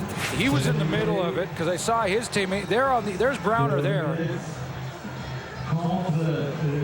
And there's a little fight going on, a little hit to the head. There he goes on Ashlyn Davis, and here comes Watkins in to protect his teammate. But Watkins, the 3rd man in, gets the call. Hockey call. Yeah. 3rd man in, but no ejection here. And they have no gloves to drop, so they just went back to the huddle. Jared Payton to the sidelines. And 2nd and 23. Calvillo looked one way, now he's in some trouble, and he dropped back at the 30. That's a big loss. Cornelius Anthony. And again, Anthony Calvillo not very mobile with the groin pull, and he should have thrown that one away. Yeah, not very mobile, but that doesn't affect his decision-making process. And you're absolutely right, Chris. This is a situation where Calvillo had time to throw that football up into about row 7. As long as he crosses the line of scrimmage, there doesn't have to be a receiver anywhere near the football. You can see he's limited. He doesn't have that pop, that jump to the outside, and he had time there to throw it away and didn't. It's a big loss of field position. 3rd and 37. Huge punt. Howe, 24, drops it, and gets back on it. 55-yard punt. Planning to buy a vehicle in the next 2 months? One click to auto.ctv.ca will show you what you need to know and what you're missing. How about low lease rates, finance offers, and great year-end deals? Auto.ctv.ca. Do you know what you're missing? You know when you hear girls saying, "Oh, I shouldn't have slept with that guy." We could be that mistake. From the guys who brought you Knocked Up. Oh, no, it's the cops. Stop! He's a freak. He's a fast killer. Superbad starts August 17th. Ball on the 28 of the Stampeders. Calgary continues to trail by 15. I'm a little surprised, Glenn, that we haven't seen Henry take off much. Maybe here? No. Wide open is Ralph. The better option is the completion to the wideout, Brett Ralph. Well, he took off enough there, Chris, to buy himself some time and to open up Brett Ralph.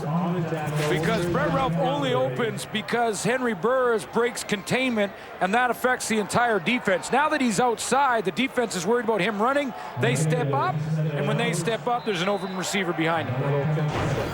And now the Stampeders go no huddle to try and get the defense on their heels. That pass for Thelwell. Incomplete. Ryan still trying to find himself in this Calgary offense after some good years in BC. Yeah, and I think that this organization has, you know, kind of expected more from Ryan Thelwell to this point in the season, but it is still early. It's only the first third, and he is in a new system and a new organization with a new quarterback. 2nd and 10. Over the middle, wide open, Kenyon Rambo.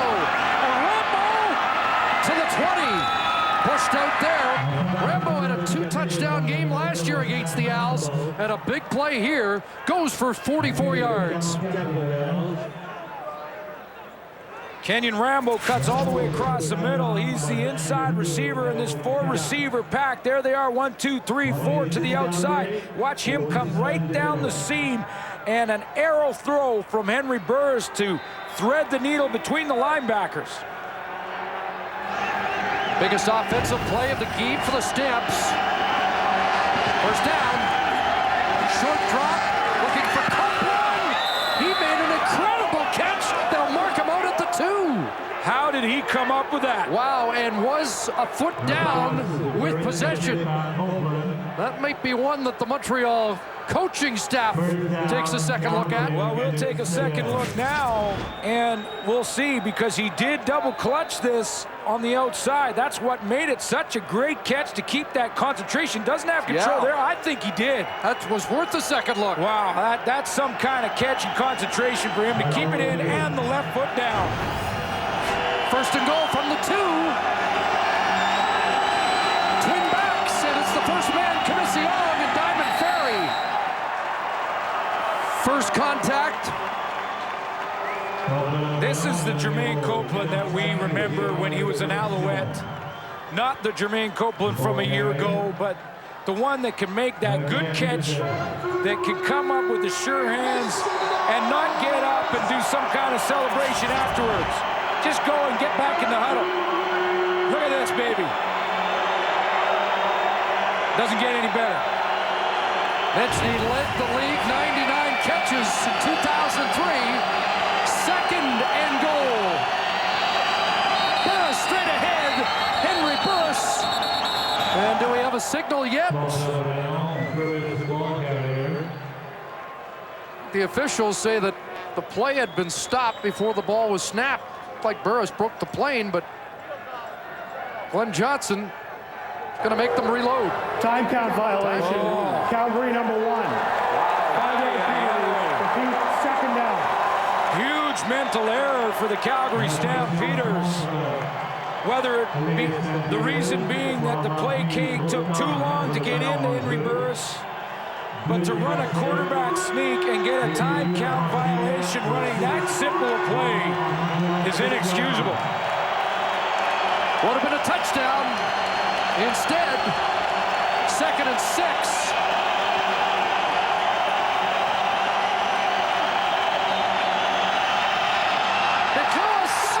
Separated from the ball by Chip Cox.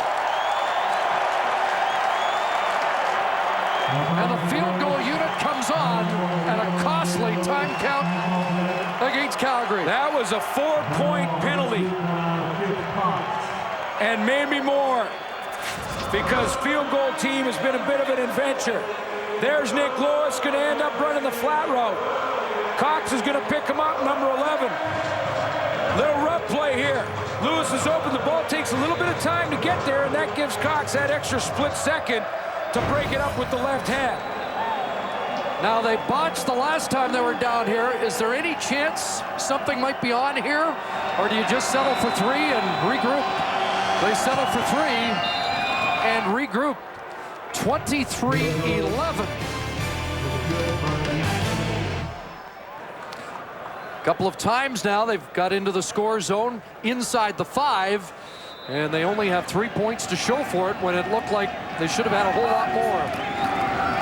But it is a 12-point lead, Montreal now. And Kerry Watkins taken down by Brian Clark. Well, the score should be 23-18 right now. Like you mentioned, Chris, the missed opportunity. Now, that was human error when Brett Ralph drops the snap. So no 3 points late in the first half, final play. Yeah, and then that was a mental error. To not get a play in or not call the play in time on quarterback sneak and get a time count violation, that's an avoidable mistake. So that cost them 4 more. Yep. When they settled for 3 instead of 7. So 7 valuable points squandered here. And a pass by Calvillo behind Elijah Thurman. And for the Calgary defense, that's a valuable 2 and out. And with less than 3 minutes to go in the third quarter, maybe the momentum turning here a bit. You know, it is, and it reminds me a little of last week. I mean, the Montreal Alouettes really dominated the first half against Toronto, and then in the second half, at least offensively, really didn't show much, and Toronto was allowed to creep back in, and I'm feeling the same thing, Chris. The Calgary Stampeders are now starting to grab a little back. Maybe not taking full advantage of their opportunities, but they're starting to get some more. Anthony Calvillo has mentioned that his team has failed to put teams away this year. Here's Marcus Howell weaving. And then Matthew Cruz had a big game on teams with the tackle after a 59-yard kick. Back at Percival Molson, a first down Calgary.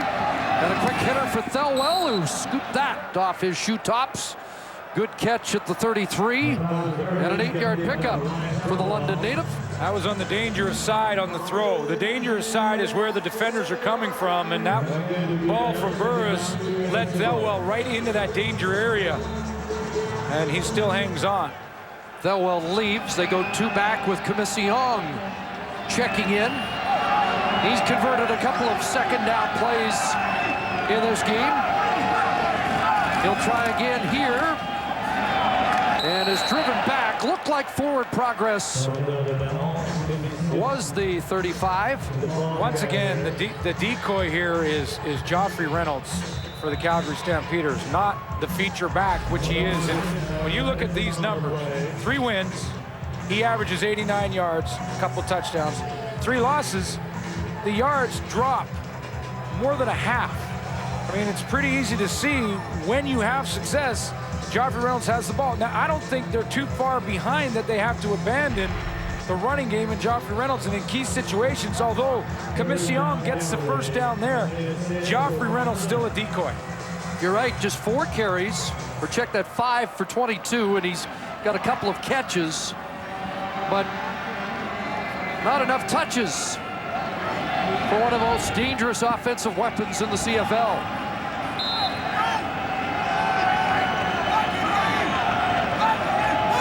Reynolds in motion. Burris with time. Oh, catch that in? No, Rambo couldn't hang on. Laid out for it and looked like he had it.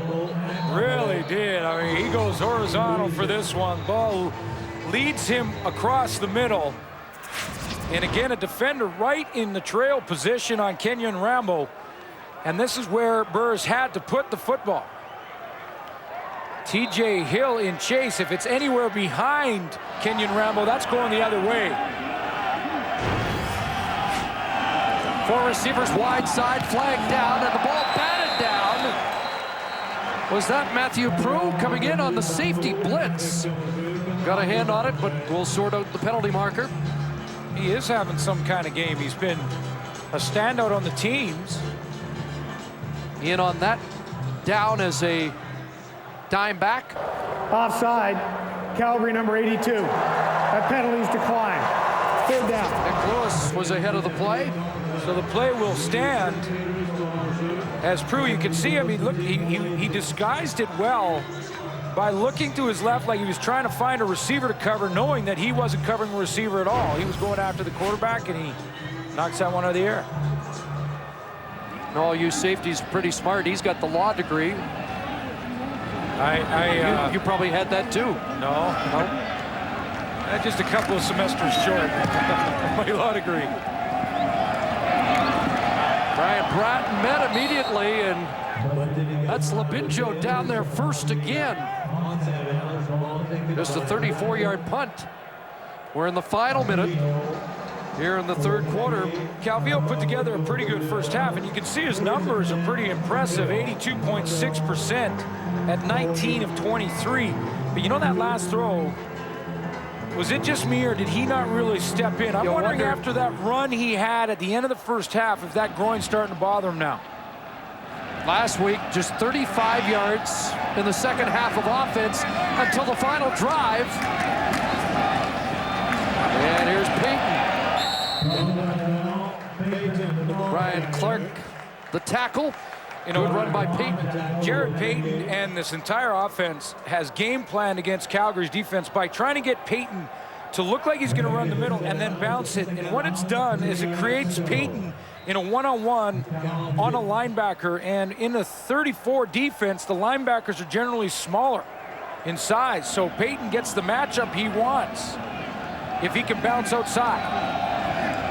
Payton went over 100 in the first half. He has 124 before that carry, which will come up short of the first down. So the Stamps defense, there's Demetrius Maxey in the fray. On the final play of the 3rd quarter, will get the ball back for their offense. They trail by 12, a quarter to play.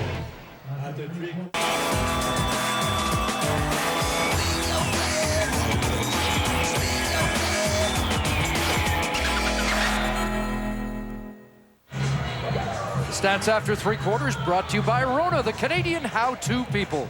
Well, you can look, it's starting to even up a little bit. Calvillo had the first half, and now he's starting to have some problems against the defense. Still not enough rushing yards for the Calgary Stampeders. I'm still wondering, I want to ask you a question. After Henry Burris, Chris, who is the best player the Calgary Stampeders have on offense? Would the right answer be the guy wearing 21? I think it is. Joffrey Reynolds? I think it's Joffrey Reynolds, and I'm just, I guess, a little surprised as to, even in the 4th quarter, as we start this 4th quarter, there's still time that he can be part of the offense, and he just hasn't been. Well, it is a 12-point game. You think it should be a 7-point game. Missed opportunities a couple of times for Calgary deep, and we should mention that Joffrey Reynolds didn't get the ball on either of those circumstances. Exactly. But they are getting the ball back here with a whole quarter to play, and as we found out last week here, a lot can happen in a quarter of football.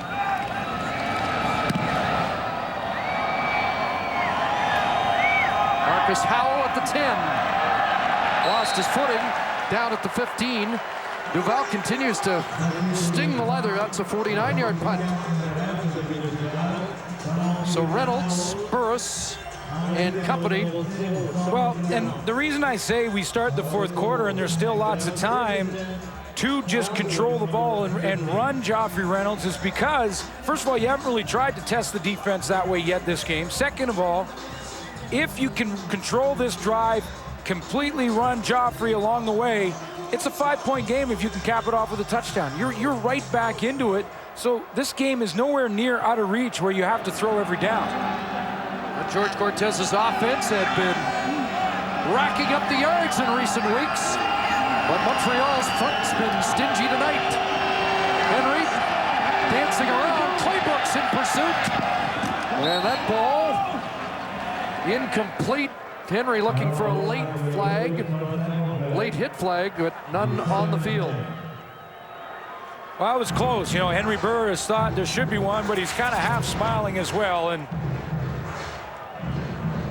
little push as he's going out of bounds. You know, there he is out of the pocket, and yeah, and I would say, generally speaking, that's not a penalty, but they have called that a penalty this year. Really zero tolerance for hitting the quarterback after he throws the ball at all. I have liked the shortage of penalty calls tonight. You know, it's been a really well officiated game. It really has. 2nd and 10. The out for Copeland, and a lot on that throw, but it will be short of the first down. The other reason that, you know, Joffrey Reynolds to me is a bit of a puzzle is the play of the secondary for Montreal. I mean, they were throwing a blanket on these receivers. That was a great catch by Copeland because it had to be.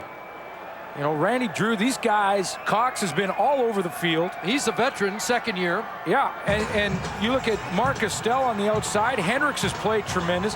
They are really putting a blanket. They're making every throw a tough one for Henry Burris. And, you know, there's the old screen draws. What happened to screen draws and screens to Reynolds and make those defensive backs become tacklers? 3rd best passing team against the 3rd best team against the pass. And Etienne Boulay and company are winning the battle so far.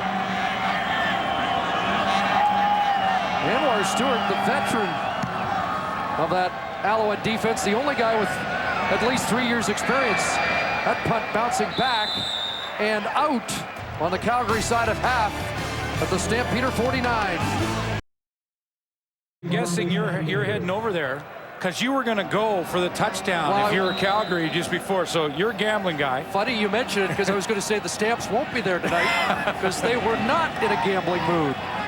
26-yard punt gives the Alouettes great field position, and Elijah Thurman will be wrestled down by the safety Trey Young, who has a defensive touchdown for the Stamps tonight.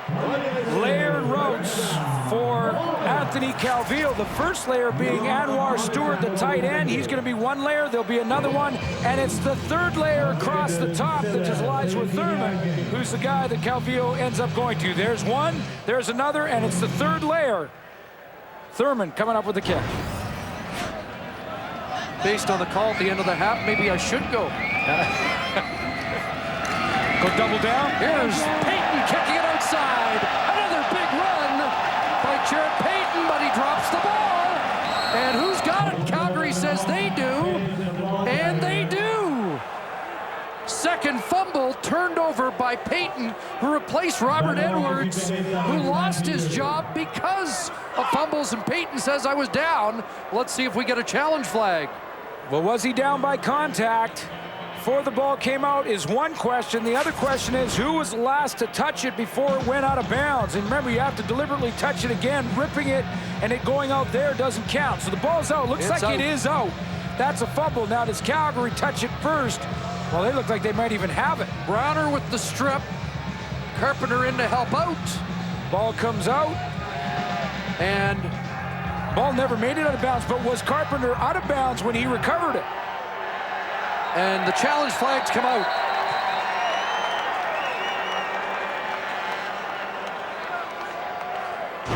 Now, Calgary, one of the Stamps swatted at it. I'm wondering if it didn't hit Kerry Watkins on the way out. And you're right, Calgary ended up with it, but was Carpenter out? Well, it looked like Dwayne Carpenter had his left arm across the out-of-bounds line and then scooped the ball with his right hand. And was he out of bounds when he recovered that ball? First of all, was he down by contact when talking Jarrett Payton? No. Ball's out. Ball's out, and his knee just touched there. So it's a fumble. by the looks of that angle. Montreal is challenged the ruling on the field that Calgary was last to touch it. We'll review the play. Looks like the Stamps were able to keep it in. Dwayne Carpenter with a terrific play, and I'm just wondering if he was eligible to pick up the fumble, or was he out of bounds at the time? And is that part of the reviewable play? Jim Popp wants another look, and why wouldn't he? Just, it's a critical play because the Alouettes were in position to increase their lead at least beyond the 12. Yeah, at least by a field goal. At worst case scenario.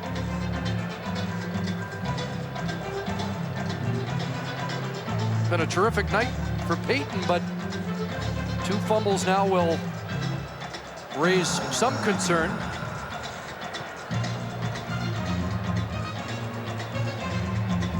Well, there's a difference between a turnover, a giveaway, and a takeaway. And there's a big difference between those two. I mean, one is called a forced fumble.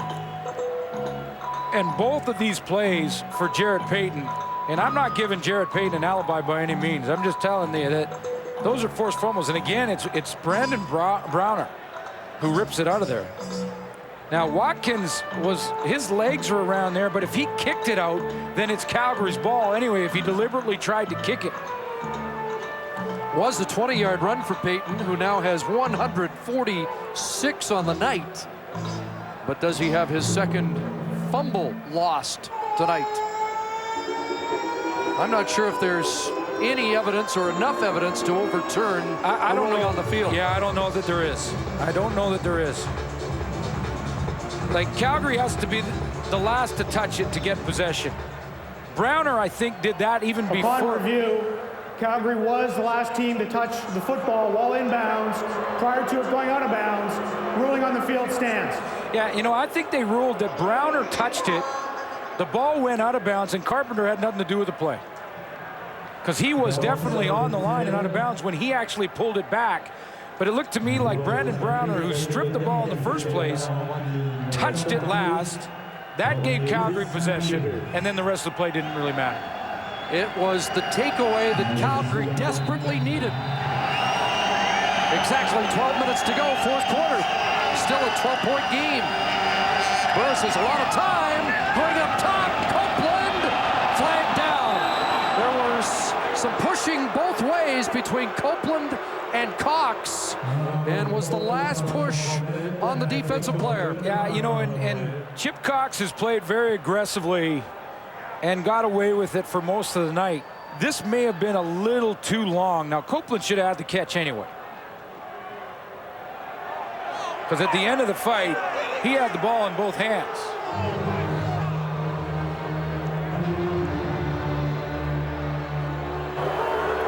Illegal contact on a receiver. Montreal, number 11. That's a 10-yard penalty. First down. Not bad. Chip Cox doesn't get called an interference. He gets called an illegal contact. So that happened before the ball was thrown. Ball's in the air now, and this is the pushing and shoving. So they're not calling interference there on either player. But there was the contact, like you mentioned, Chris, before the ball was thrown, and that's why it's illegal contact. Well, 10 yards earlier, Copeland with the push off. Here's Burris rolling, open man, and Nick Lewis has got it.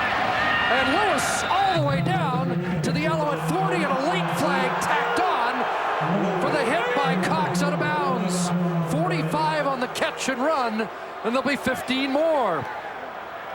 They go back to that search look that we talked about off the top of the show, where they're going to fake it here to Joffrey Reynolds. He's going to ride Joffrey Reynolds, Burris with the ball right there, then pull it, come outside, and the open receiver's Nick Lewis. Unnecessary roughness. Montreal, number 11. 15 yards from the end of the play. And there's the penalty. Lewis was out on Boulet's momentum and then drilled. And the combination of the plays and penalty, 60-yard gain, Calgary. Stampeders au 25. And the better part of the fourth quarter still ahead. Burris along the line and now pulls it down. Kachema chases him out. 6-7 for Burris.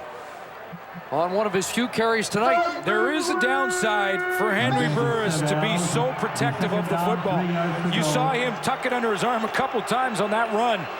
When it's under his arm like that, he can't throw it quickly. He has to reload it, and that takes some time. That's the downside of being that protective.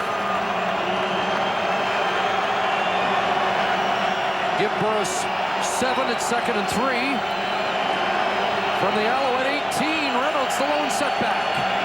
Reynolds with the fake, and Burris has the first down, and there's that fake you talked about in the first half, and I bit.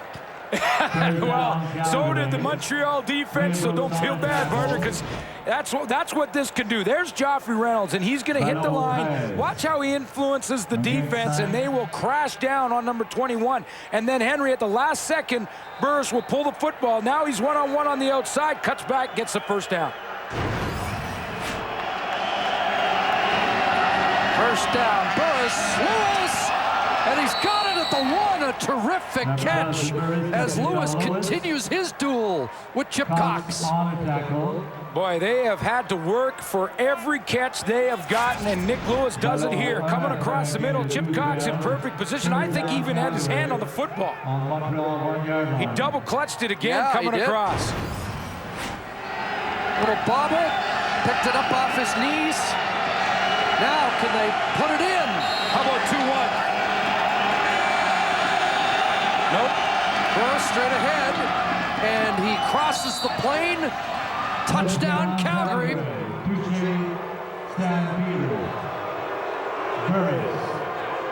And they get now potentially within 5. And is this where you go for 2? Well, what do we got now? Right now, we got a 6-point game. So you go for 1, and they do. Because it doesn't make any difference. It's a 5-point game or a 4-point game, you still need a major. A couple of Chip Cox penalties fueled the drive. They do push it over, and we've got ourselves an interesting fourth quarter. It's the drive with a touchdown plunge. A week ago, Glenn, we had a fourth quarter comeback by the Argos here against Montreal. They were down by 9 heading into the final frame. Forced overtime. What happens tonight? Ashlyn Davis is taken out by Dwayne Carpenter at the Calgary bench inside his own 30. Anthony Calvillo talked about it yesterday. We haven't finished teams off, he said. And they had a chance to finish Calgary off perhaps in the last possession, and they gave up the football. Yeah, and he doesn't look as comfortable throwing the football either. And it was right near the end of the first half. He ran around and got sacked for a big loss. And since then, he just hasn't looked quite as comfortable throwing the ball. And I'm not sure if that groin injury. Now, you know that Montreal would like to go with him and ride him the rest of the way. That's their best chance. And they will start with Peyton lining up as a receiver. Quick hitter, almost picked. Cornelius Anthony read the mail. You know, and he didn't buy the head fake, basically, of Anthony Calvillo. And what I mean by that is Calvillo is going to look to the right, and he's going to try and sell it. But then he peeks over as he's receiving the ball, and that's when Cornelius Anthony, boy, he really should have had a chance. He could have had that one, and he has no one to tackle him except maybe Calvillo if he catches it. No takeaways for Calgary last week in Edmonton. They have 2 fumble recoveries tonight. Pressure, and Anthony's got Calvillo and drops him. And the momentum continues in Calgary's way with a big defensive series. Early in this game, the Stampeders have sent Trey Young on a bunch of safety blitzes.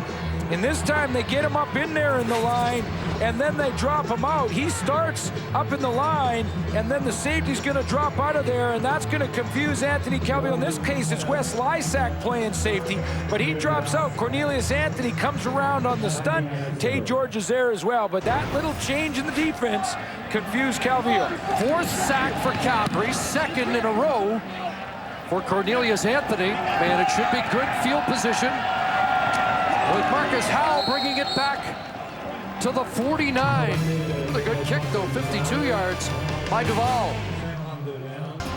with the wrap-up of the day's events, including highlights of how this one finishes. PGA Championship Baseball. They need to put a guardrail on that thing. On the on-right fence. They're dangerous. Flag at Burris. Throws incomplete, looking for Jermaine Copeland. Looked like that was in the holding zone. Right in that holding area.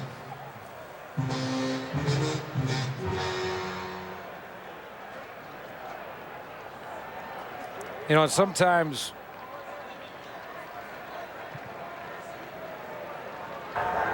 holding, Calgary number 68. 10-yard penalty, repeat, first down. Rob Lazio gets called. You know, sometimes when we talk about, you know, Joffrey Reynolds, obviously it's a different part of the game now with 8 minutes to go, but sometimes you have to credit the defense. And maybe the defense has talked, Chris Jones' defense has talked Calgary out of Joffrey Reynolds and did from the get-go. Well, he's really rebuilt this. We've talked about how young they are, but they have been feisty week after week here. First and 20, pressure on, Anwar Stewart can't trip him up, and then he's drilled out of bounds, and a flag flies. There's a couple Alouettes over there, and Henry Burris asked for one call like that on the last series to no avail. He gets one here. And he may be indicating that there might have been a face mask. This is where Anwar Stewart had a chance. That's pretty good speed in itself. Trips him up. Unnecessary roughness. Montreal number 31. 15 yards from the end of the play. First down. Unnecessary roughness, automatic first down from the end of the play. Big penalty. And well, that's 2 now from a secondary that has played real well. The last series led to 7 points. Chip Cox got a late hit on the sideline. Now Mark Castell takes his turn with a rough play call. So the ball at the 54. Thelwell. And Ryan Thelwell has another first down. 4 receivers to one side of the formation. Ryan Thelwell, the only receiver back to the backside, and because the only defender back there was Mark Castell, then Henry Burris knows that when he looks to this direction, he's got one-on-one, and Thelwell just does that little stop run.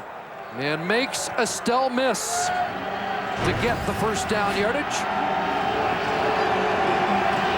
Stamps trying to close in on this 5-point Montreal lead. Fake to Reynolds, and looking up top for Copeland. Can't bring it down.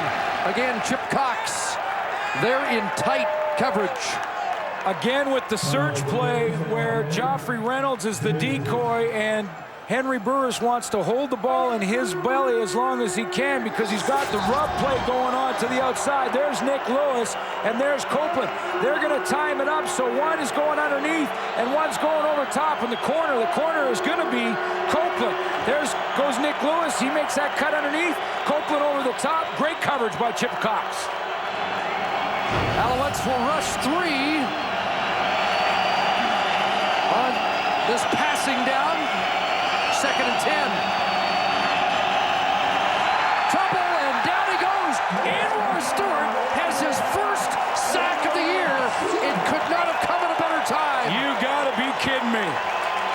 3-man pressure from the Montreal Alouettes. And this guy right here, Anwar Stewart, gets home.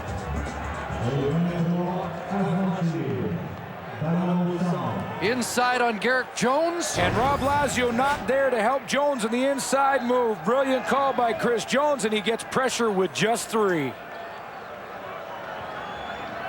Well, they would have been in range for a 50-yard field goal had they not taken a loss. Instead, Dales comes on. Time still not really a huge factor, 6.5 and counting. But another missed opportunity. High punt will bounce out at about the 22-yard line.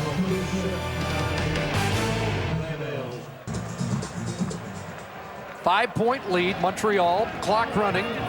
6:06 to go. And Anthony Calvillo's offense has produced just 67 yards here in the second half. They'll add to it here with Ben Cahoon getting close to a first down up at the 30-yard line. Well, second down savior Ben Cahoon just turned into first down momentum gainer, because you're right, this offense has really bogged down in the second half. Whether it be Calvillo having problems with his release or that Calgary defense ramping it up a notch, but they have bogged down. So who do you lean on? Lean on your veteran Ben Cahoon. Again, it's been a pattern this year. Alouettes have been a better first half team offensively than in the second half. It is short of the first down, which might give Montreal a few more options. Marcus Brady will come in. And Anwar Stewart, who made the big play. Anwar Stewart has been a receiver on a whole bunch of downs here tonight, running out of the tight end area. Just made a big play on defense, his 35th career quarterback sack, and Brady will go off the left side and easily have the first down. You know, Anwar Stewart is, you know, one of the guys that maybe doesn't get enough credit on this football team. That was a huge sack. You know that he's tied, I believe it was Davis Sanchez, for interception touchdowns in the club's history. I think they both have 3. Yep.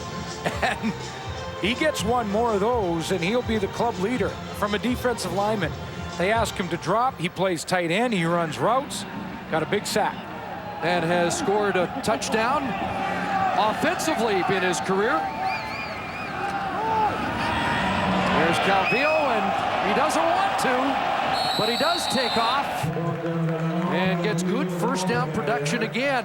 But how many times does he want to do that with a groin pull? He doesn't, but it was the element of surprise, and it takes a page out of Henry Burris's book, because this is that ride the running back, ride, pull the ball when you see the end commit. That's the decision made in a split second by the quarterback. That's not a designed play-action play. That's up to Calvillo. And Terrence Patrick bit that time, and Calvillo was able to run for good yardage. 7, 2nd and 3. Payton,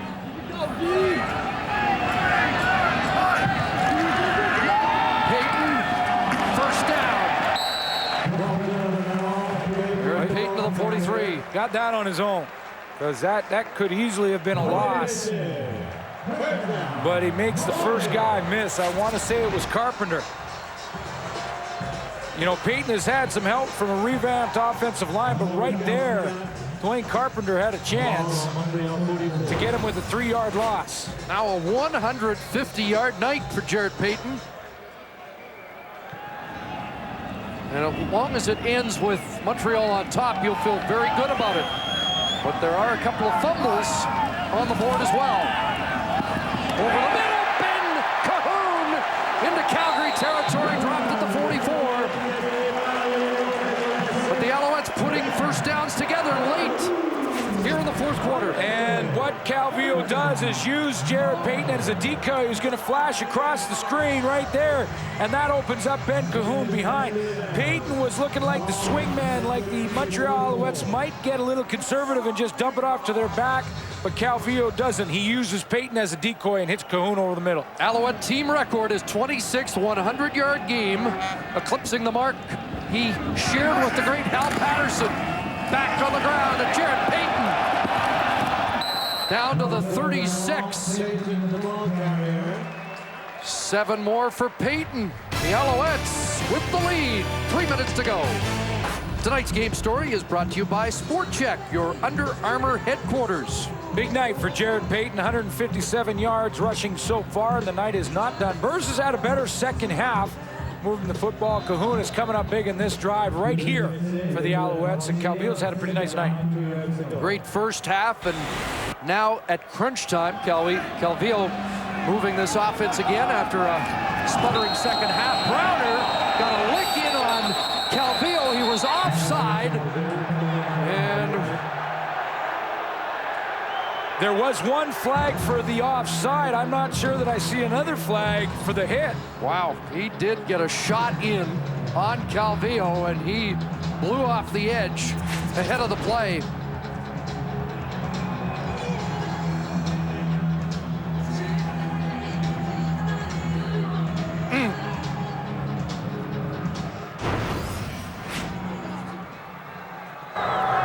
Offside, Calgary, number 27. Prior to the snap, 5-yard penalty from the point of last scrimmage, first down. Fortunate that it's just 5. Well, you know, this year that's been called. I mean, unnecessary hits on the quarterback. The quarterback has been protected almost to a fault in some people's opinions to this point in the season.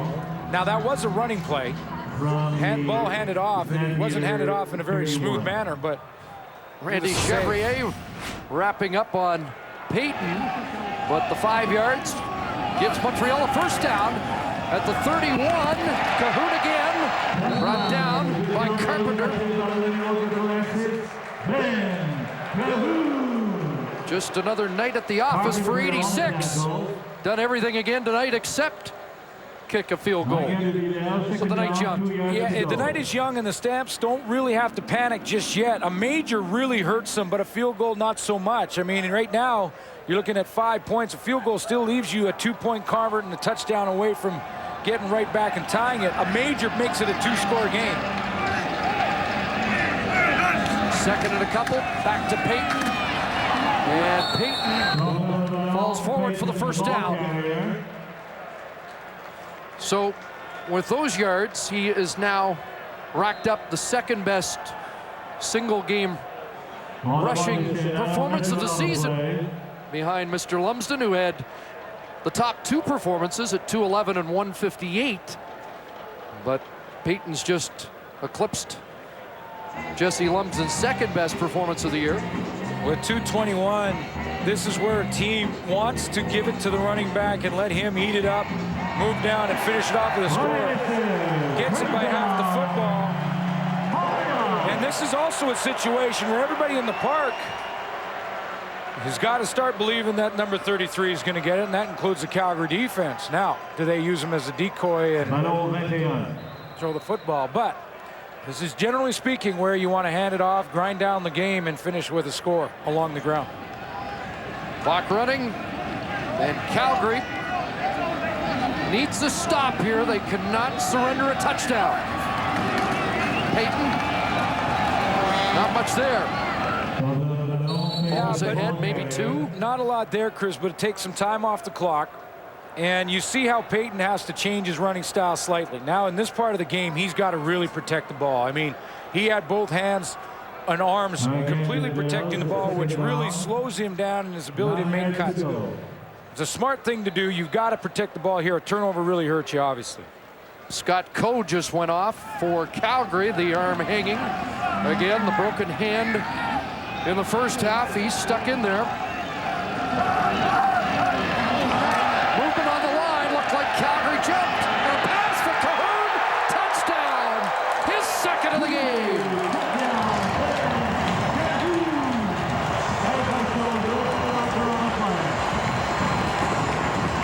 This guy should probably think about running for mayor. He can kick field goals, win games that way. That penalty's declined. Touchdown. This was a freebie for Montreal because of the offside by the Calgary Stampeders. So Montreal, no matter what the result of this play, was going to get another shot, but they didn't need it. He comes through again in the clutch. And now he'll hold for the extra point. Won it with his foot last week and clinches it in more conventional Cahoon style here. The 10th play of an impressive fourth-quarter touchdown march by Anthony Calvillo. And the Alouettes, who are looking to finish their opponent's do show some killer instinct here tonight. You know, Ben Cahoon's got one of the best moves where he fakes to the out and comes back inside. Here he is here. He gets the deep, so he gets the nice run to the line of scrimmage first, and then he's going to make an out move and cut back into the middle like that. Watch how he has one of the best patented moves. Down the field, he gets an outside release. He'll make a little outside head fake there, and then right back into the middle. Easy throw for Anthony Calvillo. One of the best in the business at that route. He sells the out with his head and shoulders and comes right back over the middle, and his quarterback can't have an easier throw than that. 8th touchdown pass delivered by Calvillo on the season. Cahoon came in without a major, as career touchdowns 50 and 51 on the night.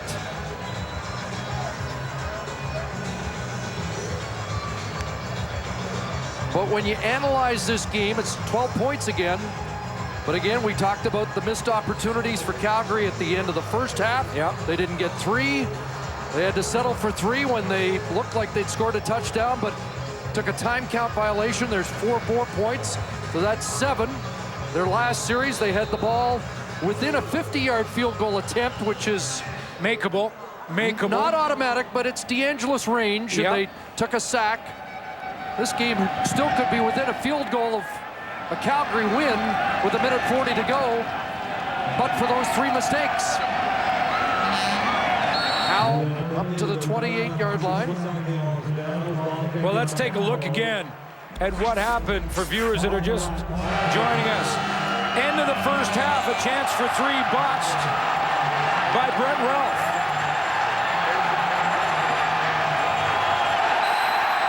Henry Burris had a chance to score here.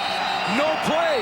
And I'm going to show you the official to the right of your screen. He's coming in. There's one waving there. There's one waving there. They're saying no play. Time count violation. The Stamps had to settle for a field goal. They lose 4 points there. And then you mentioned the sack. Anwar Stewart took him out of field goal range. That's another 3. That's a 10-point swing, and we've got a 2-point game. But for those 3 mistakes by the Stamps. Sean Diner shaken up. Again, a short week for the Stamps, who came in here with hopes of moving over 500. 2, 3-3 teams, and looks like, barring a complete collapse, it will be the Alouettes moving to 4-3. Just the 2nd win by an Eastern team over a Western team so far.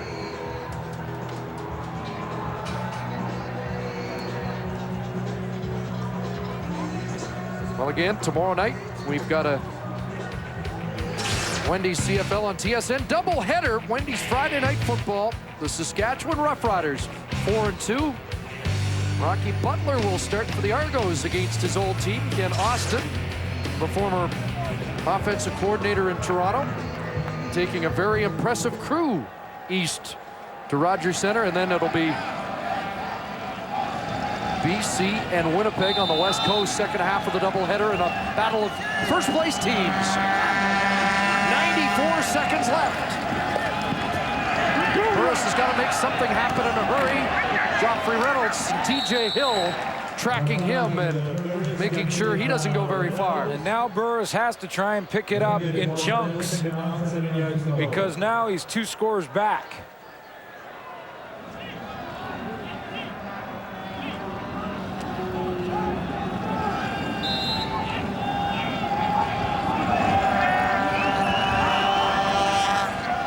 Second down and a pump.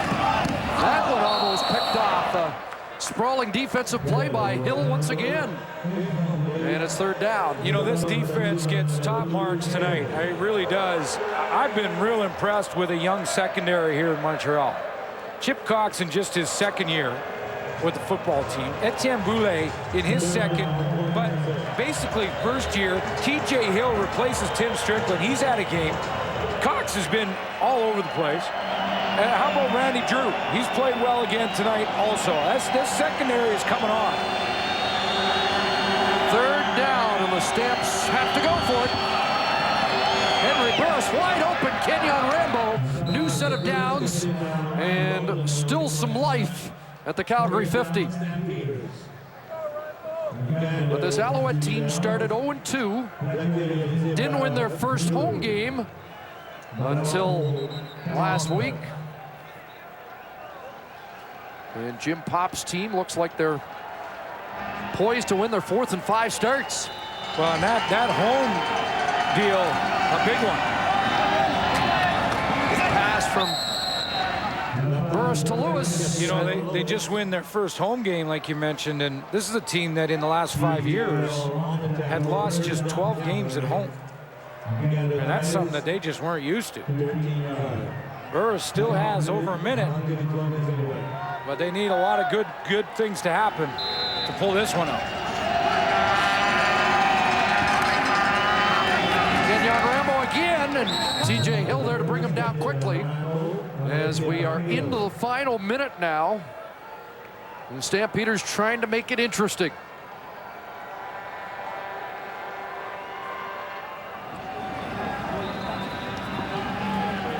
Glenn Johnson is going to stop proceedings to get a measurement.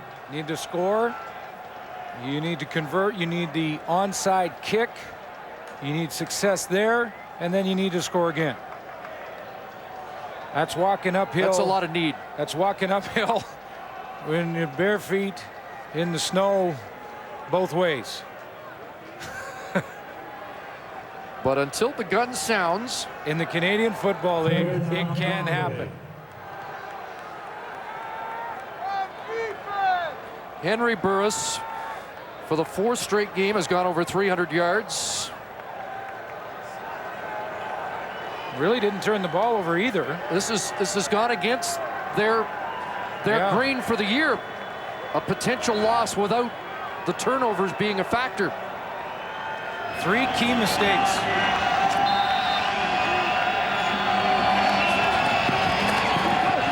Pressure. And he gets away. And he'll have to pull it down and reload it after stopping the clock. 47 left. Barring a miracle, this will vault Montreal ahead of Winnipeg into first place pending the outcome of their game tomorrow. And we've got an injured Alouette. John Bowman was in pursuit of Burris and either cramping or may have pulled something in pursuit of the quarterback. He's had a sack tonight and has been a valuable member of this young and quickly improving defense. And some of these injured guys, it might be tough for them to crack the lineup. Might be tough to then get back in the lineup.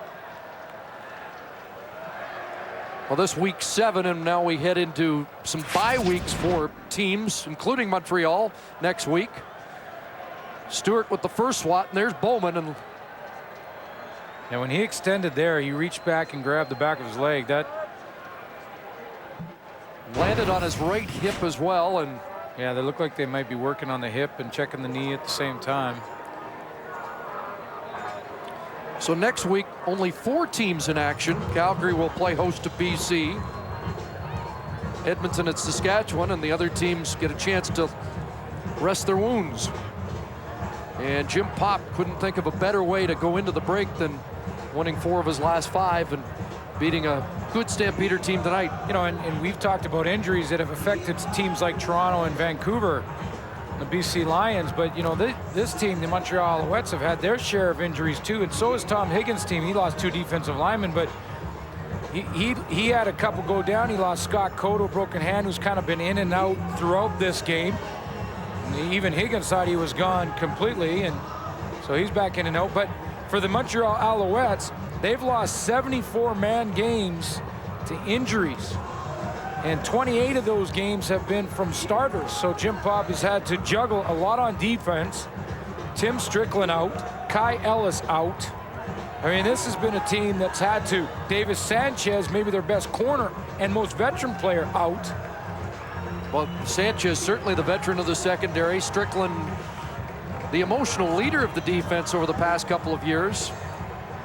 And it's been a bunch of young guys and Anwar Stewart getting the job done in Montreal, and Bowman is still in some difficulty, making his way off. 47 seconds left. It'll be a 2nd and 5 for Calgary, trailing by 12.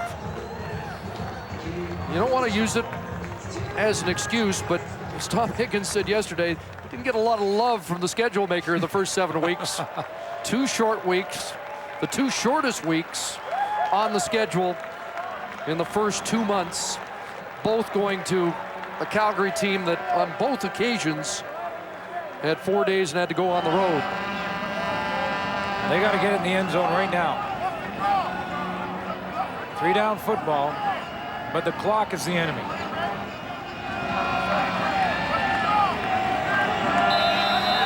Play whistled in. More pressure on Burris. Kachama. Here's Reynolds in the flat. He'd be wise to get out of bounds. And did not. And they'll spot it at the 23. Who was the coach that said football always comes down to 3 plays? The problem is you don't know when those 3 plays are going to occur. If you make the 3, you win. If you don't, you don't. We can pick 3 very easily tonight. Henry again, looking in the corner, knocked down. Estelle breaking it up, intended for Ryan Thelwell. The 3 plays we talk about, Chris, would mean that Calgary could line up right now for the game-winning field goal. One, a physical error by Brett Ralph on a hold. A mental error getting a play in late or calling it late between quarterback and coaching staff on a delay a game call. And then a sack. 10 points disappeared. Add those 10 and you're in field goal range. And different night. Flag down. Burris over the middle. Look out. Whoa. Diamond Ferry unloads. And Rambo somehow hops up. This is the diamond cutter. I saw that baby coming. I don't think Rambo did. No, that was the 4-0 train coming right down the main tracks. Yikes.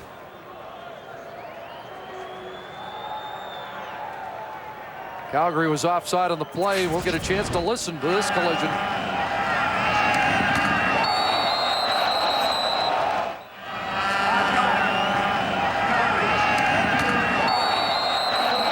You know, I was asked recently on the radio about concussions and are we seeing more concussions now? I think the hitting is turned up. I mean, you know, every era is different, but the athletes are getting bigger and stronger. Those hits are more intense. Flags down again. Burris. And Nick Willis can't bring it down. Jennifer Lewis, incomplete. Baby's over. And the 3rd down play. Let's see what the flag's all about, or have they turned it over on downs?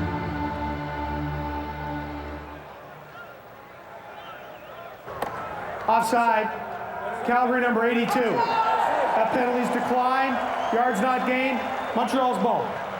Turnover on downs, so I believe the first Calgary turnover of the night.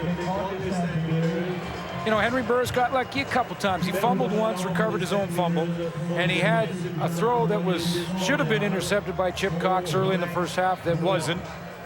But beyond that, Burris has played pretty well. You know, in the paper this week in Calgary, I saw one guy wrote that if you don't turn it over, if you don't throw picks, you don't get picked on. It's going to be hard for the Calgary fans to pick on Burris for this one. And they'll look at the 3 mistakes, I think, that made the difference. Fans serenading their Alouettes as Anthony Calvillo will run out the clock. Montreal will go to 4-3. Last year, Calgary won both against Montreal, but Jim Pop and the Alouettes will prevail here. And the Calgary Stampeders just got right back on their roller coaster. It was on its way up the big track last week. It just hit the peak and back on the downslope this week. Coaches shaking hands before the game is over, and it now is in the books, 30-18. So Jim Pop's Alouettes now have won 4 of 5, and for the time being, lead the CFL East. The CFL on TSN is brought to you by Wendy's new Baconator, the official hamburger of the CFL. Wendy's, that's right. By Rona, the Canadian how-to people. And by Rogers, proud partner of the CFL. Timeout for the TSN turning point, and this one came back in the second quarter with the game tied at 8. Marcus Brady, a quarterback, back to receive the punt. He faked, threw for a first down. Montreal kept driving, put a touchdown on the board to make it 15-8, and they never looked back from that point right there. The Turning Point is brought to you by the all-new 2007 GMC Sierra Professional Grade. That does it for our game tonight. We're back on the air with a doubleheader on Wendy's Friday Night Football. It's going to start in Toronto with the red-hot Saskatchewan Roughriders at Rogers Centre to take on the Argonauts, and then the second half has the Bombers in Vancouver to take on the BC Lions. The player of the game, CFL rookie running back Jared Payton, who had 159 yards rushing and a touchdown, dropped a couple, put a couple on the ground, but he ended up winning the day and leading the way along the ground for the Alouettes as they go on to a 30-18 win. Payton with one touchdown. This is a look at that. And Ben Cahoon with a couple of touchdown receptions. His first 2 of the season as Montreal wins its 3rd straight. We'll see you tomorrow night.